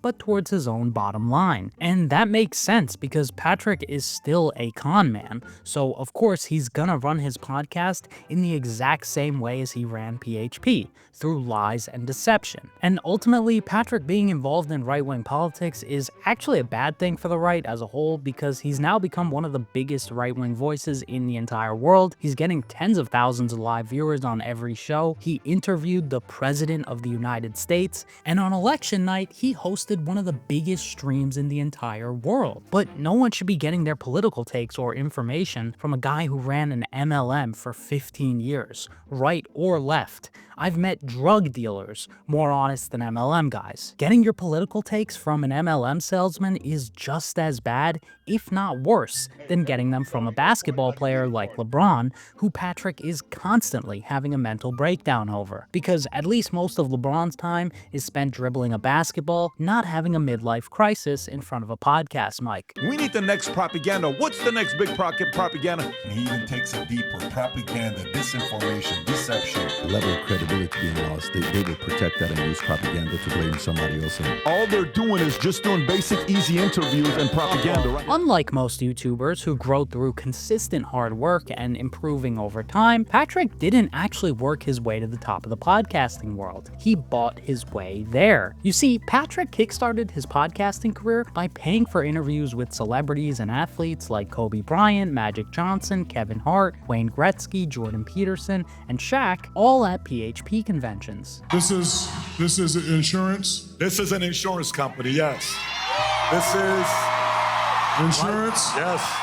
The point of bringing these celebrities on was to attract more people to the in-person PHP conventions, which would translate to more revenue for the company through ticket sales and more recruits. Then, Patrick would post those same interviews onto his YouTube channel without advertising PHP explicitly, of course, and get millions of views. So Patrick was able to use celebrity endorsements to funnel people into his scheme while also using the celebrities to kickstart his podcasting career. This was genius if you ask me. It's a buy one grift, get one free special. But the problem with Patrick industry planting himself into the podcasting scene is that instead of growing through genuine talent or skill, Patrick bought his way in. And when someone skips the process of failing forward in order to achieve something meaningful and instead buys their way to the top, they typically end up with results like this. You look like a guy that you like good memes. You have a good meme game?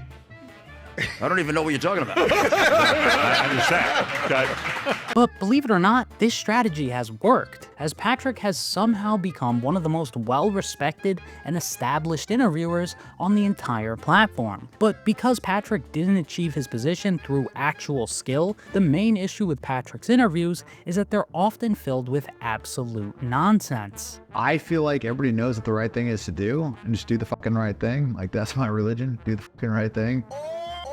You know what it is, you know? Like, I mean, everybody's kind of got their confidence lost here, a sociopath or something like that. Like, so just do the right thing and, you know, don't fuck people over, you know, treat others as you want to be treated. Fundamentally, we need to understand there is a massive difference between an interview and an advertisement. Interviews where a highly controversial person can just ramble and lie completely unchallenged are not interviews. That is an advertisement, and Patrick has been using his interviews as a billboard for celebrities to lie for almost a decade now. You got some of these guys, yeah, that they've just read books. Yeah, they've never built anything, and they get on YouTube and they say you have to do this and you have to do that. Yeah. And how does one tell the two apart to say these are the real deal guys dude, look, to you follow need to see and their take their bank advice? account, bro. You need to see their bank account. You need to see their freaking where they live, what they're driving, okay? You need to see their employees. You guys are grabbing all these people as gurus and mentors. You need to look a little deeper. Who is this guy for real?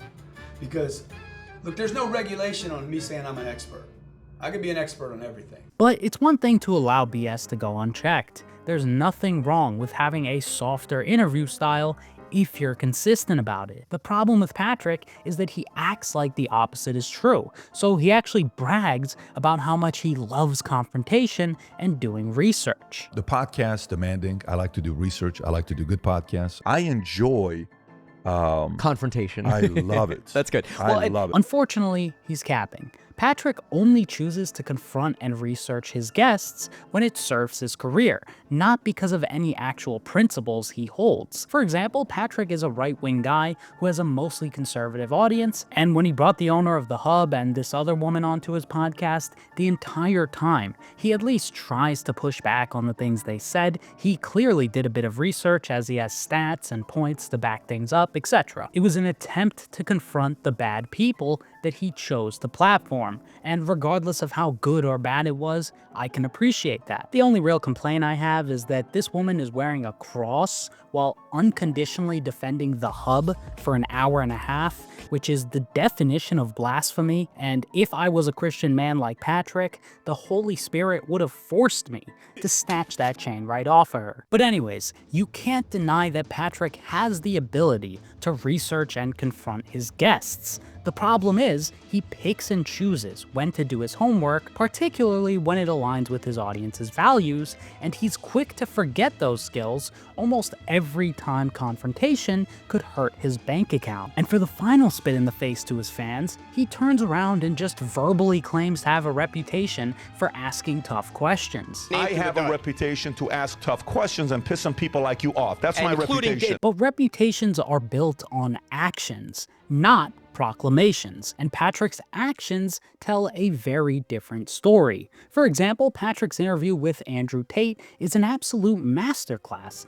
in prioritizing pandering over principles, because Andrew made his fortune in the exact same industry as the Hub owner. But not only does Patrick conveniently forget to confront him on that, he actually runs defense for the Tates.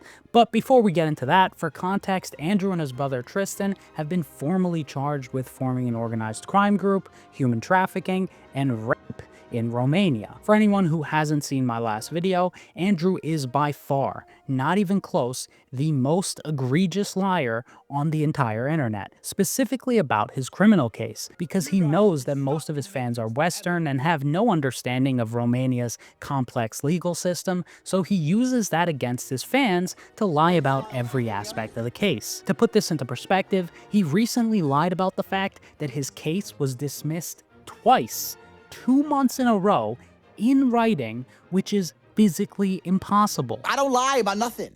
Maybe it's because I bring truth. Don't you understand? I'm bringing truth to the world. So shortly after Andrew was initially released from his Romanian dungeon in June of 2023, Patrick did an interview with Andrew. Now, this was an amazing opportunity for Patrick to do an actual interview so the public could hear the other side of the story, especially given the fact that this was one of the biggest stories in the world at the time. But not only did Patrick manage to drop the ball with this interview, he got tackled, fumbled it, tore his ACL, got cut from the team, and then got CTE. I couldn't even, like that, I couldn't feel my face. All my thoughts was coming out of my neck. Like I was running on neck thoughts, dude. I'm fucking thinking with my neck, bro. In all seriousness, this interview, which has 16 million views, is filled with propaganda, baseless conspiracy theories, and outright disinformation. Misinformation is one thing. Everyone is gonna get things wrong every now and then, and nobody walks on water, except me, of course. But when an interview is filled with deliberate misinformation, which isn't challenged at all in order to run defense for someone who's been formally charged with human trafficking, that is a problem. For example, the most recurring piece of disinformation, which Patrick allows Andrew to get away with throughout the interview, is the lie that Andrew claims to have been arrested for human trafficking based on some sort of a magical Matrix attack. When you stand up for something, they end up trying to put you in jail. When you're a good person trying to do good, the evil, the Matrix as a whole, is going to try and throw you in jail. That's what they do. That's the punishment for it. You think I'd be on the internet talking like I talk and fighting the Matrix in my skeletons in my closet? I was actually a bad person. I've been vilified all across the Matrix in every single possible way. The Matrix is obviously putting lies about me, support by the Matrix. The Matrix isn't after you. I talk about the Matrix all the time. The Matrix was attacking you. As high level as this Matrix attack is, I still don't believe a Romanian judge should put me in jail. And the Matrix is actually a perfect, absolute explanation of what's happening. I could have never seen this Matrix attack. It's garbage. It's a Matrix attack from head to toe. The word Matrix is mentioned 40 times in this 5-hour interview, and not once does Patrick stop Andrew and say, "The Matrix is not even close to the reason why you were in jail, Andrew. The claims you're making are psychotic." The real reason Andrew was in jail is because of well-documented investigations into serious alleged crimes that began several months before anyone even knew who Andrew was. Andrew got his home raided in April of 2022 because of a report to the Romanian police about the unlawful deprivation of liberty involving victim 1 and others, which then led to further investigations into more serious offenses. April of 2022 was months before Andrew even became famous in the summer of 2022, so that fact alone discredits the Matrix narrative 100%. And by the way, there's no fucking Matrix. Okay, the Matrix is get me this, get me that, bullshit. Your own words, your own actions is what's putting you where you are. This is pertinent information which debunks this false narrative completely, which isn't hard to find online at all. But instead of Patrick pushing back on this conspiracy using a tad bit of common sense, he allows this nonsense with zero basis in reality to be accepted as fact throughout the entire Matrix circle jerk without once even bothering to ask, "What is the Matrix?" That's all Patrick would have to say. I mean, let's be honest here, Patrick is a 46-year-old man, and he's a professional liar. He knows this Matrix thing doesn't really add up at all if you just think about it for more than 30 seconds, but Patrick chose to not push back on these lies because this interview is an advertisement and not an actual interview. So in my current court case, we have two Americans who lied, the ones who we have the conversations between them saying they're going to get an Oscar for lying to the police. We have the CCTV of them coming and going. We have their Uber records showing they can travel the country freely. We have their phone calls with their mother where they're saying, yeah, he didn't hurt me, and my boyfriend caught me. That we have all of it. We have all the evidence. First of all, there's zero proof of innocence that Andrew has presented to the court in this case. He talks about things like CCTV and Uber rides, but this investigation has been ongoing for about 3 years now, and none of the evidence that he has presented to the court has stopped the investigation or gotten the charges dismissed. In fact, the only reason why Andrew's not going through a trial right now is because of procedural errors which temporarily delayed the trial. But Andrew is an honest man. So next he says there are only 2 victims, and in the very next sentence he claims to have seen the dossier and dismisses it as garbage. We have all of it. We have all the evidence. We have those 2.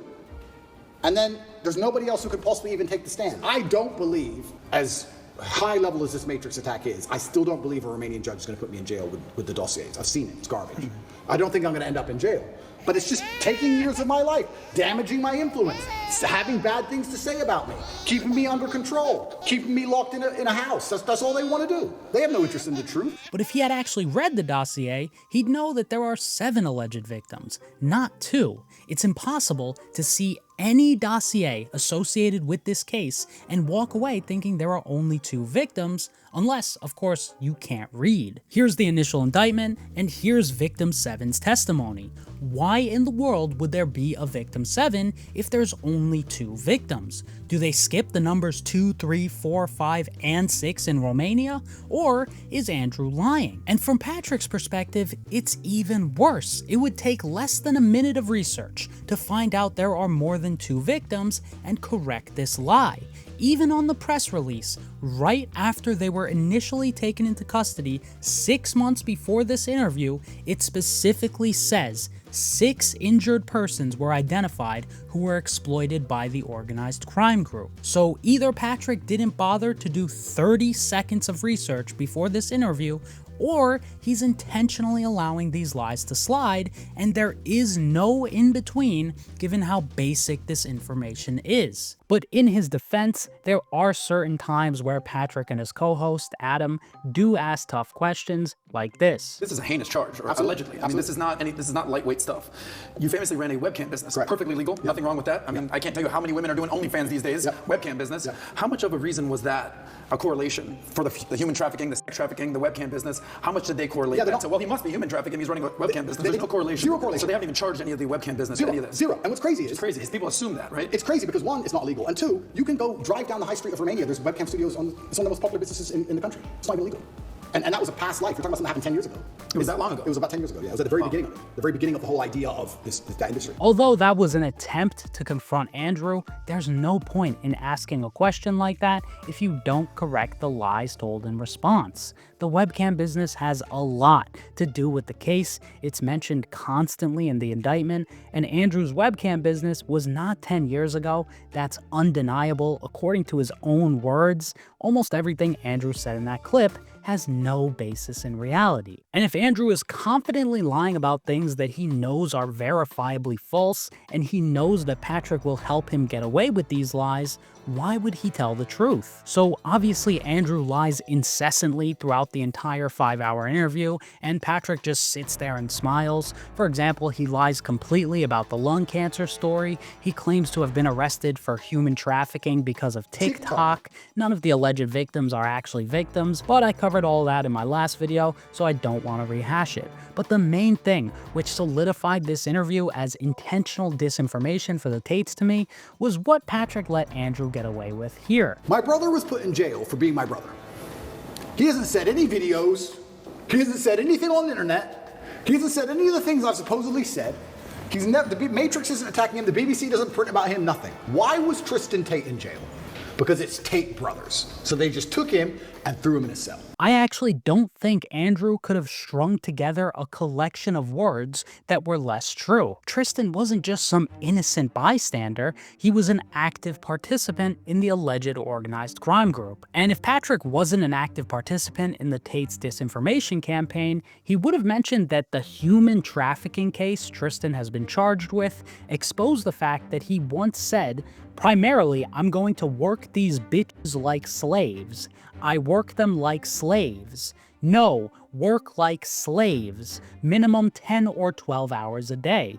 Or maybe he'd mentioned that victim 1 stated that Tristan threatened to find her and punish her if she attempted to escape. Or maybe he'd mentioned the group chat Tristan was in with 2 of the other defendants called Pimps, where they specifically detailed how to divide the money, manipulate the victims, and carry out physical or psychological aggressions against them. So I'm not saying Patrick needs to be a scholar on the case, but I do think it's fair to set the bar at basic information. But not only did Patrick fail to challenge Andrew on his lies, he actually managed to do the exact opposite of that. He uses the disinformation that Andrew told him and then regurgitates it as a way to cover for Andrew's brother, Tristan, by starting their interview together like this. When we read the stories about why, Andrew's gone to prison, or Andrew this, or this woman came out, or that woman came out, why did you go to jail? Why did you get banned? Why did they take your Instagram down? I mean, I remember the pictures.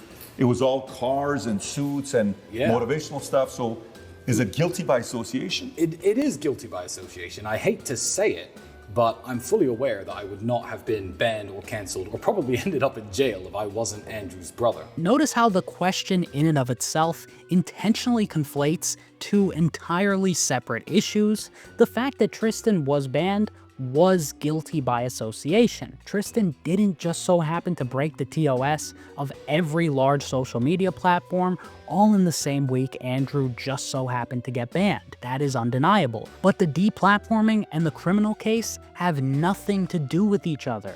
One is a criminal investigation, which began in April of 2022. The deplatforming was a violation of subjective rules, which happened in August of 2022. And last time I checked, deplatforming and human trafficking have very little in common. I'm sure we can all agree one is a lot more serious than not being able to post selfies on IG as a 35-year-old man. But Patrick asked the question in that way because he's trying to paint Tristan as a victim of a conspiracy instead of actually attempting to find out the truth behind the criminal investigation. I'm able to isolate areas that Tate crushes the globalist and crushes the people of power that love to bully. And I'm able to isolate that and say, man, what a freaking way of doing it. Good for you, guy. Keep challenging the status quo and keep pushing these guys. But I'm able to isolate and say, what are you doing sending audio recordings on WhatsApp Do you think you're untouchable? None of us are. Let's just say, for the sake of argument, Tate does in fact crush globalists. That needs to be isolated from the fact that he's been charged with human trafficking and the fact that the evidence is damning if you actually look into it. Whether you love or hate someone, personal opinions of an individual should be irrelevant when it comes to a criminal case. And if you watch these interviews in full, it is 100% undeniable that Patrick didn't actually isolate anything from his burning passion for the Tate brothers. Instead, he allowed Andrew and Tristan to look him in the eyes and lie right to his face for 6 hours straight. By default, he's attacked by the Matrix in a way that ends up with him being thrown in prison. I was a pimp. But the majority of my money wasn't made in fighting. My money was actually made in the pimp game. So I guess in many ways I was a digital pimp. I know how to make sure the girl can't run away. Because once you teach a girl how to do this, she has the ability to make unlimited money from home. Why would she still give it to you? I could have never seen this Matrix attack coming. And I was a pimp. So I was a pimp in that sense. Are you a fantasist? I'm not a fantasist.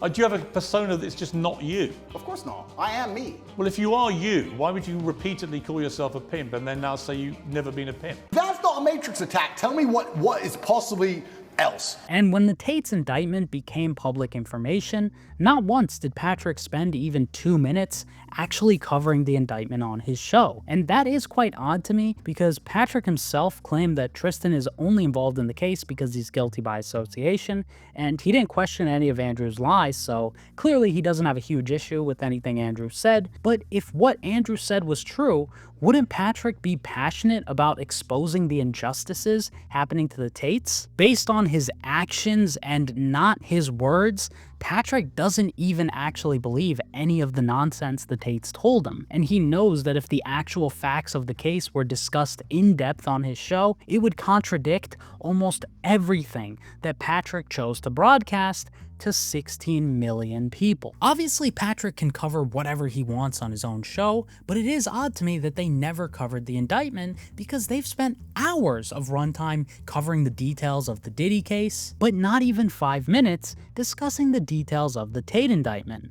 I mean, the Tate interviews are 2 of Patrick's biggest interviews ever, so his audience is clearly interested in the case, and as of now, both Diddy and the Tates are innocent until proven guilty by the court, right?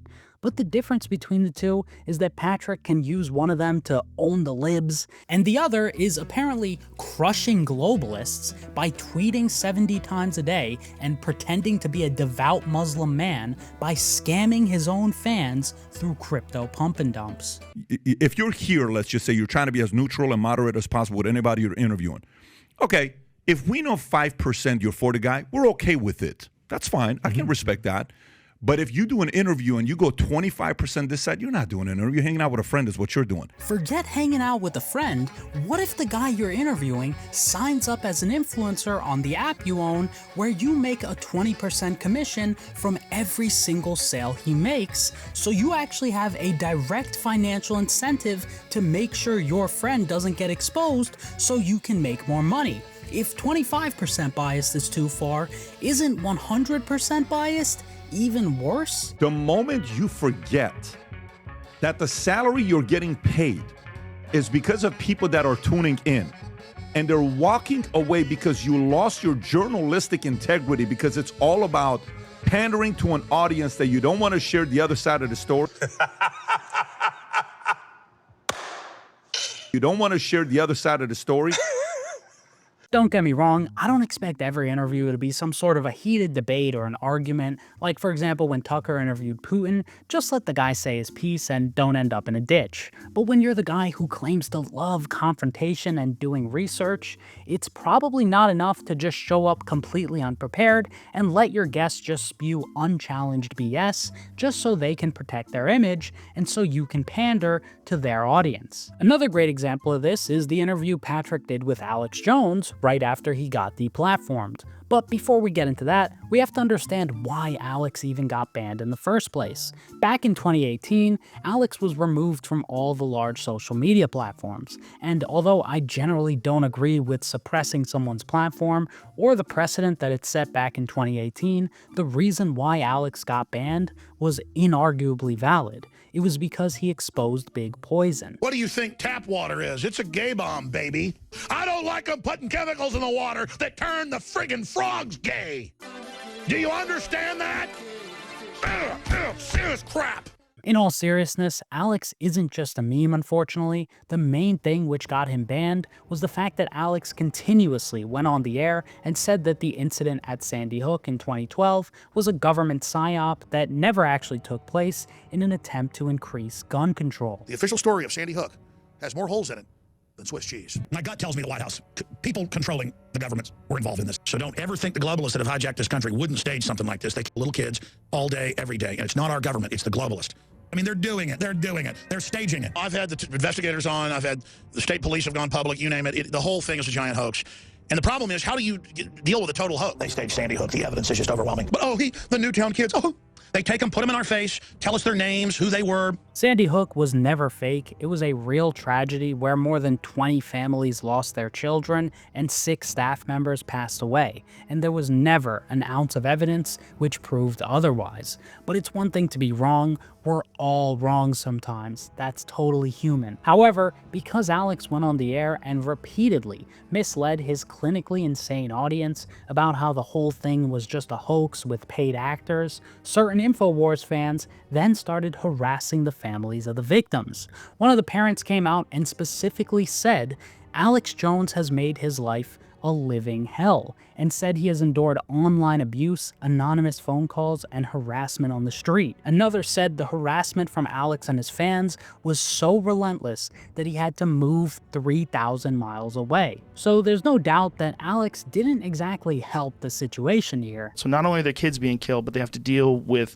someone harassing them and saying you're a liar and you're an actor. It's insanity. And when Patrick brought Alex onto his podcast shortly after he was deplatformed in 2018, Patrick came vastly underprepared and clearly didn't have a grasp for how bad Alex truly is, and as a result of this, he essentially allowed Alex to paint himself as a victim. For example, the biggest lie Alex tells throughout the entire interview is that he's just being taken out of context and that the media is lying about him. They build a straw man. And then they don't want me to respond. They want to ban me so they can then misrepresent what I've said and what I've done. What have I said that's so damn evil?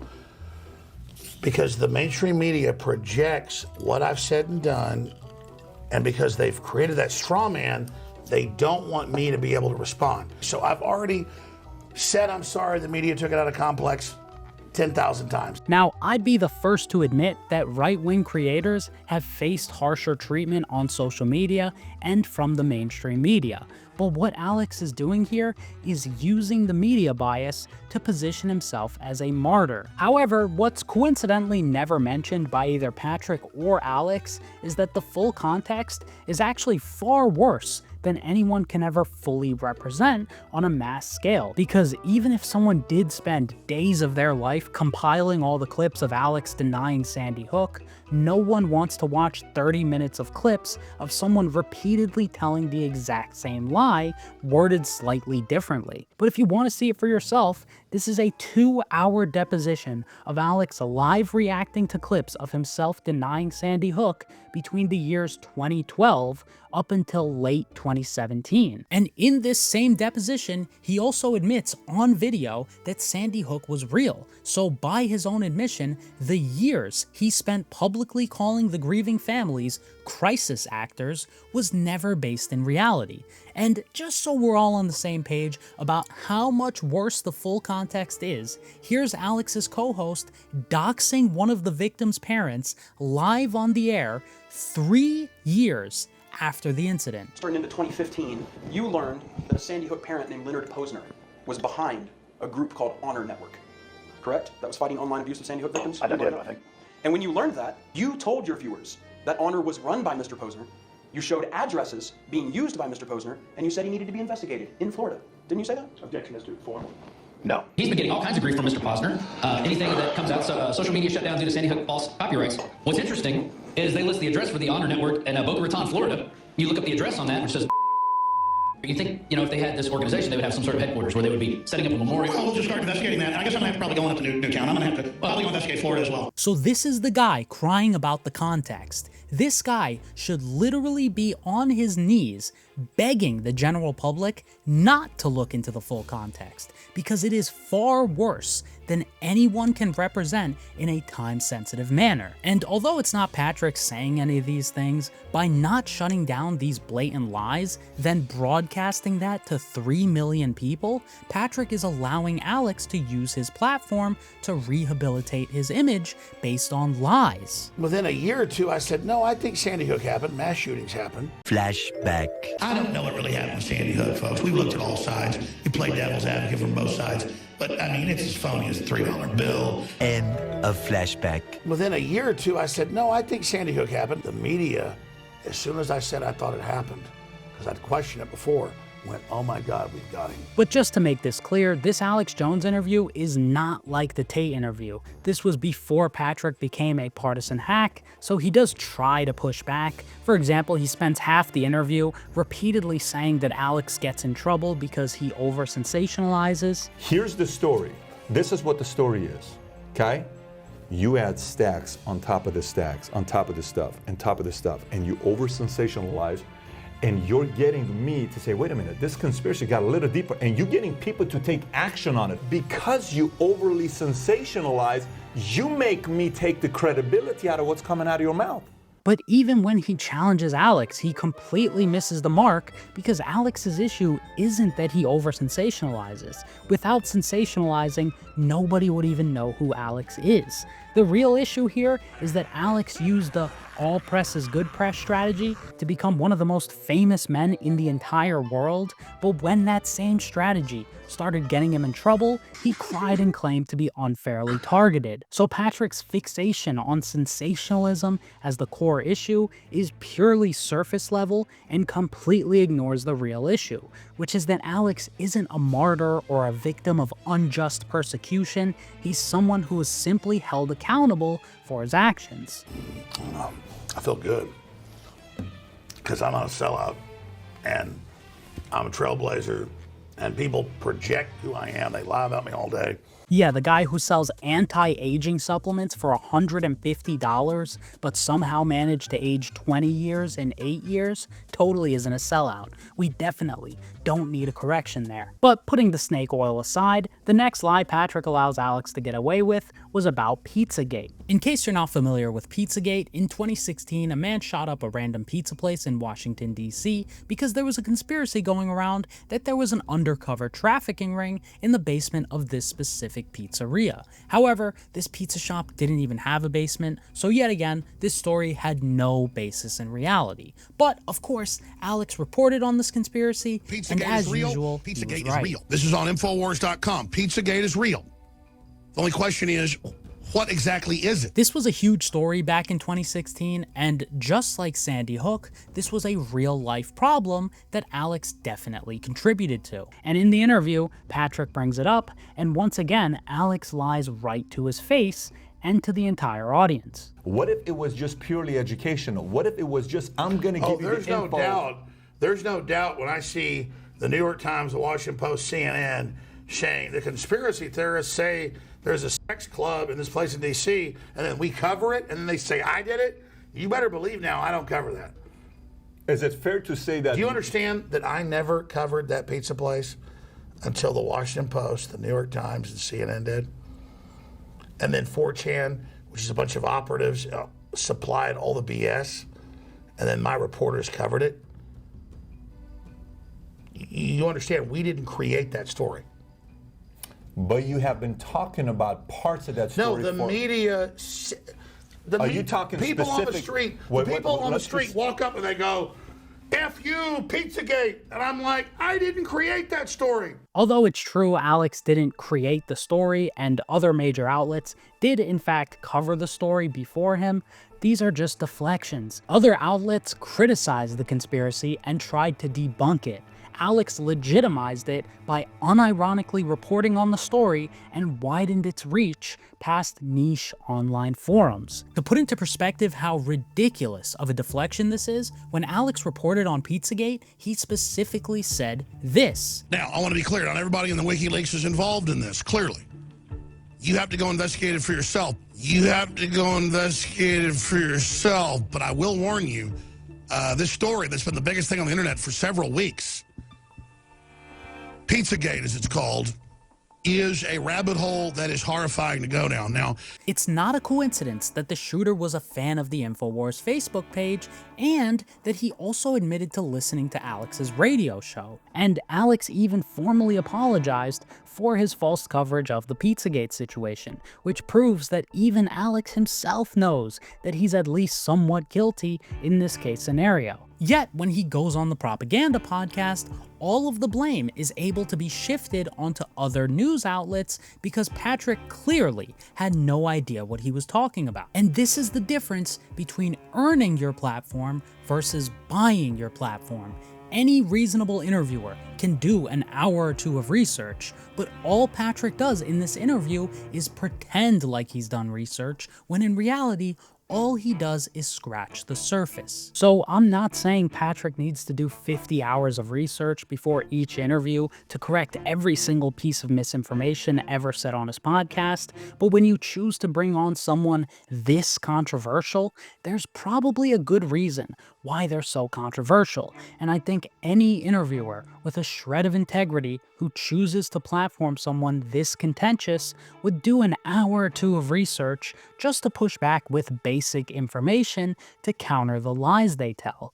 Patrick did not do that here. Sometimes he acts like he does, but it's about completely irrelevant issues. Sometimes you get criticism because some people say, well, Alex never bashes Nazis. You know, a lot of times they'll say, you know, he is so nice to them. He is so kind to them. He is so gentle with them. Wow, these are some world-class interviewing skills here. Instead of calling the guy out for the numerous lies he told him right to his face, Patrick wastes breath on this irrelevant question that completely deflects from any sort of real issue. So what do you think about it? Nazis? Yes. Well, they lost World War II and they're losers. And the KKK and groups like that are a joke. But it's saying, what do you think of child molesters? Do you think they still exist? Let me ask you, what do you think of child molesters? I don't even know what Patrick was expecting the guy to say to this right after getting banned and attempting to plead his innocence. Even if Alex hypothetically loved that group of people, he's not going to come out and say, oh yeah, I love those guys, they're my favorite. They're basically just playing patty cake at this point. But look, maybe Patrick was lobotomized when he interviewed Alex the first time around. To be fair, they did do that interview only a week after Alex was banned, and that was before PBD became the political powerhouse that he is today. But by the second interview, Patrick had fully transformed into his final evolution, the Persian pyramid propagandist. And this time around, instead of even trying to hold Alex accountable for his deranged behavior, Patrick chose the safer route, pandering. Why? Because pandering pays and brings in the subs. So Patrick started the podcast off like this. But this is the first thing I want to talk about from my standpoint. So Sandy Hook, we're not talking Sandy Hook. We're not talking Sandy Hook. What I want to talk to you about is they came out, if you can pull up this article, with a fine of, this is Sandy Hook families want Alex Jones to pay up $2.75 trillion in damages. So we're not going to talk at all about what Alex actually did, but we're only going to focus on the punishment he got for it. He refuses to talk about the fact that Alex stood on the graves of dead children to push a baseless conspiracy theory over the course of 5 years. But the punishment? That is irrational, because Alex is actually the victim when it comes to Sandy Hook. And by the way, the media will say I'm denying it. 4 years ago on your show, I said I thought it happened. I said it 7 years ago, I thought it happened. But here's my question. The media just went and took a few things out of context and blew it up. You cannot make this up. Years later, Patrick is still doing the exact same thing, failing to bring up important information when someone lies directly to his face, and then pretending to ask difficult questions later in the interview. Why do you constantly find yourself getting in trouble? What is it about Alex Jones? Some will say Well, they're afraid of what Alex has to say. And some of the stuff with vaccine got you in trouble with, Sandy Hook, with the pizza, with all these other things. But why do you think they are trying to do this to you? Although they, whoever they actually are, orchestrated his downfall, the real truth is much simpler. Alex gave the social media companies the perfect reason to ban him by saying words which led to real-world harm. And although every rational person understands that it's fine to get things wrong, Alex clearly doesn't care about right and wrong. He cares about conspiracies because he has a monetary incentive to tell his audience that everything is a conspiracy. And of course, not once in this 3-hour podcast does anyone acknowledge the real problem with people like Alex, which is that Alex is on the conspiracy team. So whether he's right or wrong about a particular subject, he wants everything to be a conspiracy in order to fulfill his confirmation bias. And that makes him just as bad as the people who believe everything the mainstream media tells them without question. And as Patrick himself said before he became a full-time right-wing grifter, you may want to minimize the amount of time you give and credence you give to a lot of conspiracy theories you read. Yeah. Don't go too deep into it. Some people are going to say, that's how you hold people accountable. This is why people get away, because somebody like you says a comment like this. I didn't tell you I sit there and I say we shouldn't do something. I didn't tell you any of that stuff. All I'm saying is some people, it ruins their lives, their marriage, their relationship, the way they do business, the way they parent. I can't tell you how many people I've seen go down the rabbit hole of conspiracy theories actually ruin their life. Shut up! You don't have free speech, you understand? You listen to me. I rule this country now. I'm liberal. Screw him! Ban his free speech right now! Ban it! Patrick has gone from giving rational, nuanced warnings to running defense for objectively insane conspiracy theorists for profit. And I think it's fair to say that is changing for the worse. And ultimately, I think Patrick's willingness to have Alex on his show multiple times without even trying to hold him accountable for his insanity proves where his priorities lie. Cultivating controversy for clout, even if it means co-signing truly evil people like Alex. We need accountability. We need to find out what happened. We need to find out if they did the right thing or not. We need to find out what happened with Andrew Tate. I simply want accountability. We need to find out what Jones did. Why are we forgetting about the fact what happened with Sandy Hook? I simply want accountability. Because without accountability, you know what you're telling the world? You know what you're telling the world when there's no accountability? It's like if your kid does something and there's no punishment, guess what you're telling them? You can do it again and again and again. How is it fair for Patrick to brand himself as the guy who needs accountability and thrives on confrontation when he's clearly negligent in those things at convenient times? In this interview, he confronts Thomas Russo, the leader of a far-right white supremacist group, or in this interview, he confronts the Liver King after his steroid use was exposed. But when it's figures like Tate or Jones, whose notoriety boosts his brand, Patrick helps their narrative and completely ignores the harm they perpetuate. To me, the pattern is clear. Patrick challenges guests when their reputations are already in shambles or when it's easy to score points. But when it comes to figures who bring Patrick clout and money, Patrick becomes complicit and instead enables whatever they say instead of questioning them. By the way, what's the opposite of challenging? Pandering. And just telling people what they want to hear. Putting politics aside for a second, I think Patrick's interview with Ryan Garcia is another great example of Patrick conveniently forgetting to challenge his guests' blatant lies because it benefits his bank account. In case you don't know Ryan, he's a 25-year-old professional boxer who's used social media very well over the years to significantly boost his relevance. However, in the build-up to his last fight with Devin Haney, Ryan essentially had some sort of a manic episode where he was doing and saying some crazy stuff. Out of all the insane things he did and said, some of the worst include lying about knowing who killed Tupac, lying about donating $20 million to children in Gaza, lying about being in the back rooms at the Vatican. He also faked his own death, then posted the fake proof onto his own Twitter account while he was still alive. And for the final nail in the coffin, he lied about getting captured and taken to Bohemian Grove and being forced to watch unspeakably bad things. Bro, I don't give a fuck. bro. They held me down and they made me watch little kids get raped. I don't give a fuck anymore. Where? Bro, they fucking took me to the fucking woods, bro, and they fucking tied. I'm not fucking joking, bro. I have fucking proof, bro. I don't give a fuck. Bro, I fucking will show you every fucking video you could ever fucking believe. Bohemian Grove is real. They fucking tied me down and they made me fucking watch, dog. And when Patrick brought Ryan onto his show after his fight with Devin Haney, Patrick gave Ryan the perfect opportunity to dismiss all of his actions and statements leading up to the fight. Was this all an act? What part of it was real? Tell us about it. I mean, my cameraman Chance, Ajay's there. Hey, we have it pre-recorded months ago. What did I say was gonna happen? I said, I'm about to make sure everybody thinks I'm gonna go crazy. I'm gonna do this, I'm gonna do that. Watch, it's gonna be called The Great Escape. Like, I have it all documented. I was already planning it, weeks and weeks and months behind.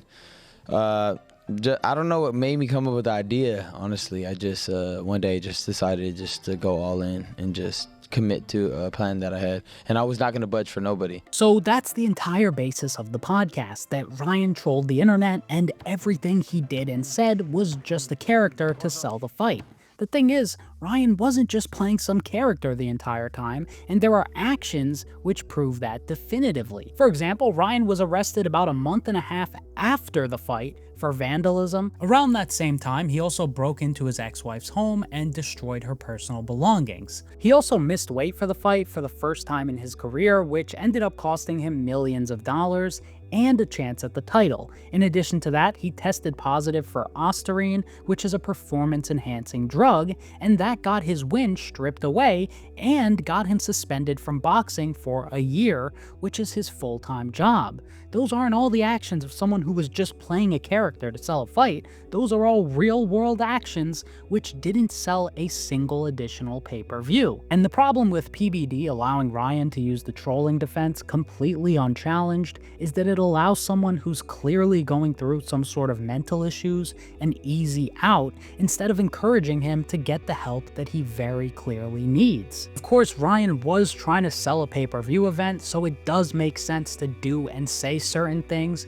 which might otherwise be considered extreme because he was trying to make money. But when you flat out lie about very, very serious subjects like donating to starving children or trafficking, that's probably not something that should be excused as playing the character. But of course, in typical PBD fashion, Patrick does pretend to confront Ryan about some of his outrageous claims, but instead of holding him accountable, he allows Ryan to double down. The kids, did you actually have videos of kids, things that I actually do. I do have videos. You have videos? Yes, we have videos. Who has seen them? Who have you shown them to? The guy Jaco. He has them. We're gonna go to Congress with it.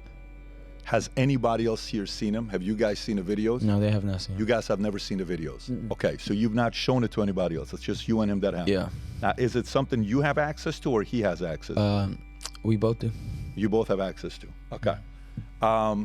Why haven't you shown it yet? If you have those videos? I'm just not gonna put that on the internet. And then there's also other people that have videos and they're victims, but I'm not gonna put that on the internet. That's disgusting. We are reaching levels of grift in the podcast space that is beyond human comprehension. Let's really think about what Ryan just said. He apparently has evidence of a trafficking ring on his phone, and instead of everyone walking off right that second and reporting that evidence to the FBI, they're talking about it on a podcast.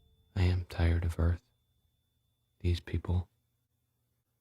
I'm tired of being caught in the tangle of their lives.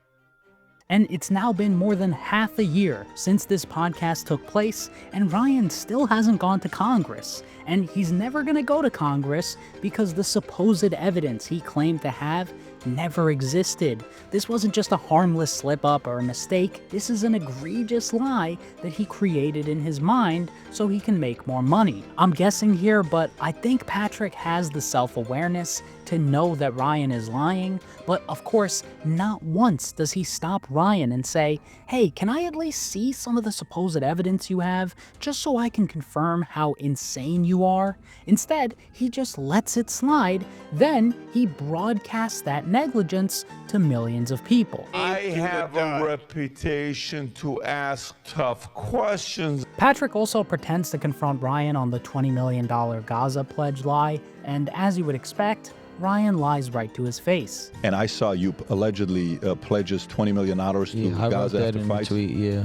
So you're giving you're pledging $20 million to. Yeah, but I gotta figure that out. You know, at the end of the day, I don't want people, you know, to misinterpret that. You know, I'm all about supporting children. So for me, I love everybody, and I'll leave it at that. So I think Tate also said he'll match your $20 million. Yeah. I saw that. How's your relationship with Tate? Any normal person would say, hey Ryan, you're kind of a scumbag for lying in writing about donating money to starving children to sell pay-per-views. But Patrick? So I don't know exactly what's wrong with Ryan. Clearly something is off here, but what I do know is that he probably needs people around him that can actually help him, not scumbags like PBD who are just trying to exploit whatever he's going through for views and money. And after their podcast with Ryan, about a week later it came out that Ryan had tested positive for PED usage, and PBD and his boys went on their show and had the audacity to defend Ryan from cheating. Anybody that goes and says publicly they love Trump, notice how all of a sudden something bad happens to you, your career, your name. It's so weird because, like, by the way, you know a piss test comes back like that. That's why they wait till right now to come after him. I actually don't understand how someone can be this delusional. If a pro boxer tests positive for steroids, it's probably not because of their political opinions. It's probably because both the A and B samples definitively proved that Ryan had performance-enhancing drugs in his system. That's not meaningful commentary, that's strategically blind loyalty to bring in followers disguised as analysis. And although I can appreciate the fact that Patrick is loyal to the people around him, unconditional loyalty should be reserved for family or very, very close friends, not some guy who you made a few bucks off of by having them on your podcast. I think you need to be selfish 70% of the time. But 60 to 70% of the time, I do think you need to be selfish and make those decisions for yourself. But the additional 20, 30, 40% where you need to be selfless, I think you need to also be thinking long-term. I completely agree, but Patrick's behavior proves that he doesn't actually live by this ratio. He's 100% selfish 100% of the time. Just look at his interviews, whitewashing the Tate's reputations fresh out of jail, giving Alex Jones a perfect platform to rewrite history, and enabling Ryan Garcia's delusions. With that being said, Patrick is certainly not the guy known for confrontation or asking tough questions. The PBD podcast is the place to go if you want to watch someone get asked softball questions or confronted based solely on the guest's personal utility to Patrick's brand, rather than the validity of the words they say or their overall reputation. And putting Patrick's delusions about his interviewing skills aside, all of this makes no sense because on the Valuetainment website, it specifically says, our mission is to enlighten, entertain, and empower current and future leaders around the world. You say you inform, educate, you entertain, yet you conceal, misinform, and your content's quite frankly boring. You're cherry picking on people that you're talking to. Patrick is everything that he speaks out against. Nothing he does is about empowering future leaders. It's always about empowering Patrick. I want to be able to call any prime minister, any president, any billionaire that is not afraid of the camera and is willing to talk with somebody that's going to be straight up with them, and they're going to say, yeah, 100% we're going to talk to PBD. If Patrick's not already that guy, he'll absolutely be that guy in the future, because it doesn't actually matter how many people someone has murdered or trafficked or harassed. As long as someone has a pulse and can make Patrick some ad revenue, he's got the perfect platform to spew unchallenged propaganda. I want a house in the hills I pay big bills for. I ain't got in pocket. I want to empty out my wallet. I want to stop motion, stand still.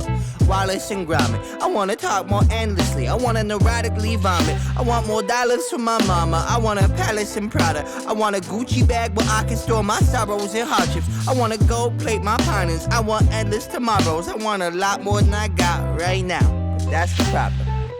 At the end of the day, Patrick is certainly an interesting character.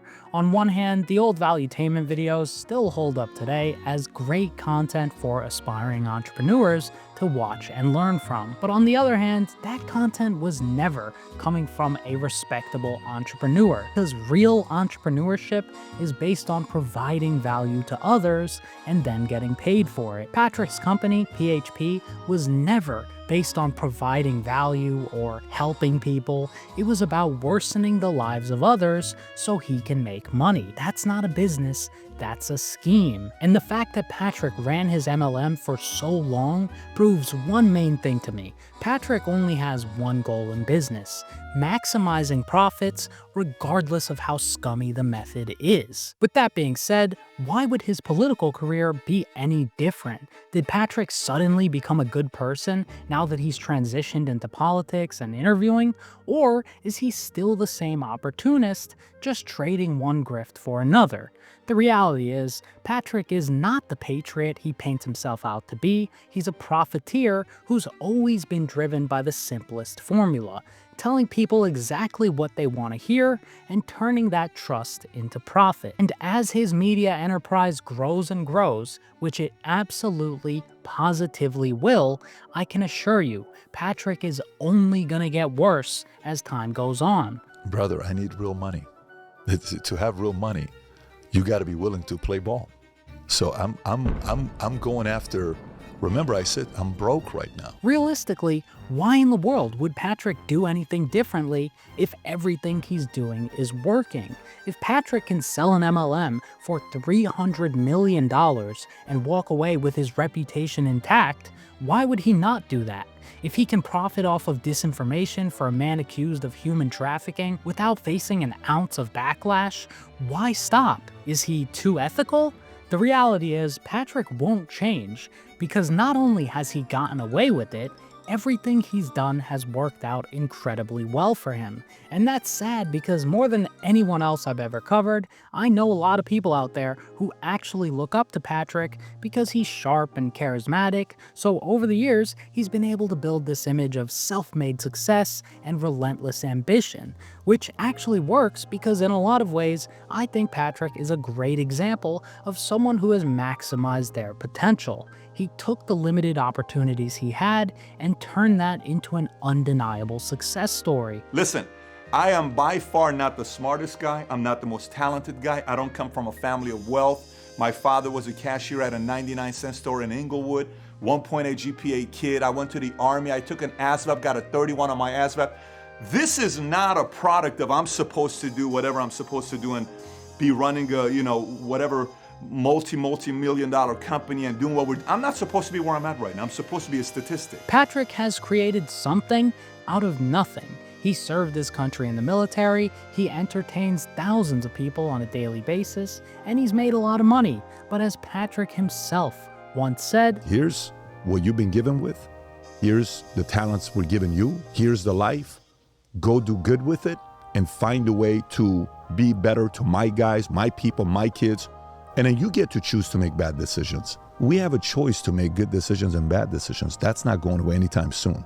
It's on us. Patrick has made it abundantly clear which choice he's made, because MLM is a great thing for making money as long as you're at the top, but let's be honest, ruining people's lives for money is a bad thing. And this is where Patrick goes from grifter to genuine disappointment. Because if Patrick was able to make so much money doing MLM, there's no doubt that he also could have made a ton of money running a normal insurance company, or a real estate company, or a solar company, whatever. Maybe he would have made a little less money, but there's no question that Patrick would have been successful in just about anything else. And if he did that, he wouldn't be stuck with the reputation of a slimy MLM salesman for the rest of his life. And instead, he could have built something that he wasn't ashamed of. Or maybe something that doesn't contradict everything that he claims to stand for now. We've made money God instead of leadership and values and principles. Like, don't get me wrong. You got to have money to have a bigger mic, for sure. Yeah. But at what cost? At what cost? At what cost is the question, because although Patrick has certainly achieved wealth and fame, behind every dollar Patrick made from PHP, there's people that were left broke disillusioned and betrayed. I'm gonna do my part. Most money, you're gonna make the most money you've ever made in this industry, you're gonna make it with us. I don't care where you've been. You're gonna make the most money here, because I'm gonna do the part for you. Patrick lied his way to the top, and although a silver tongue might be able to cover a heart of stone, it can never change the truth.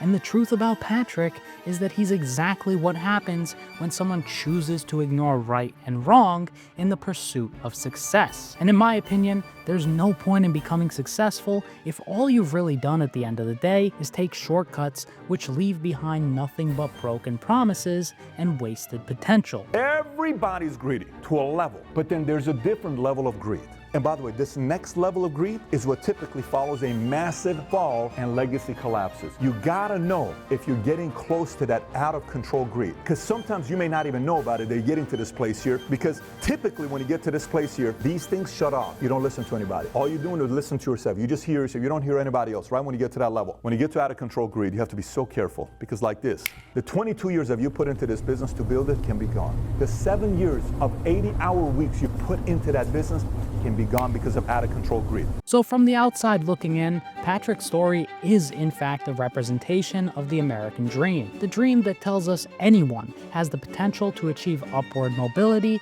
if they're ambitious and if they just work hard enough. But what Patrick completely failed to understand is that the American dream was never about holding others down just so we can move up.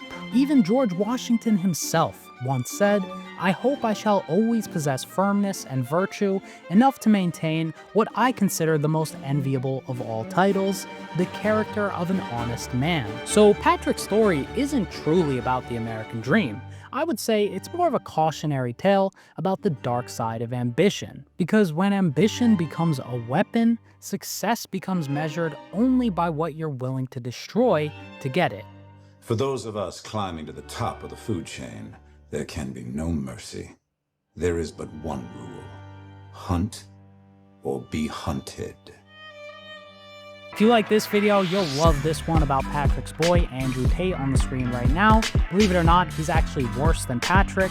Or maybe this one on the screen right now about Ethan Klein. If you like the video, like it. If you disliked it, dislike it. If you want to support the channel, you can become a member. And aside from that, I hope you all have a wonderful day. What do I need to do to convert you into being gay? Can I give you $1 billion?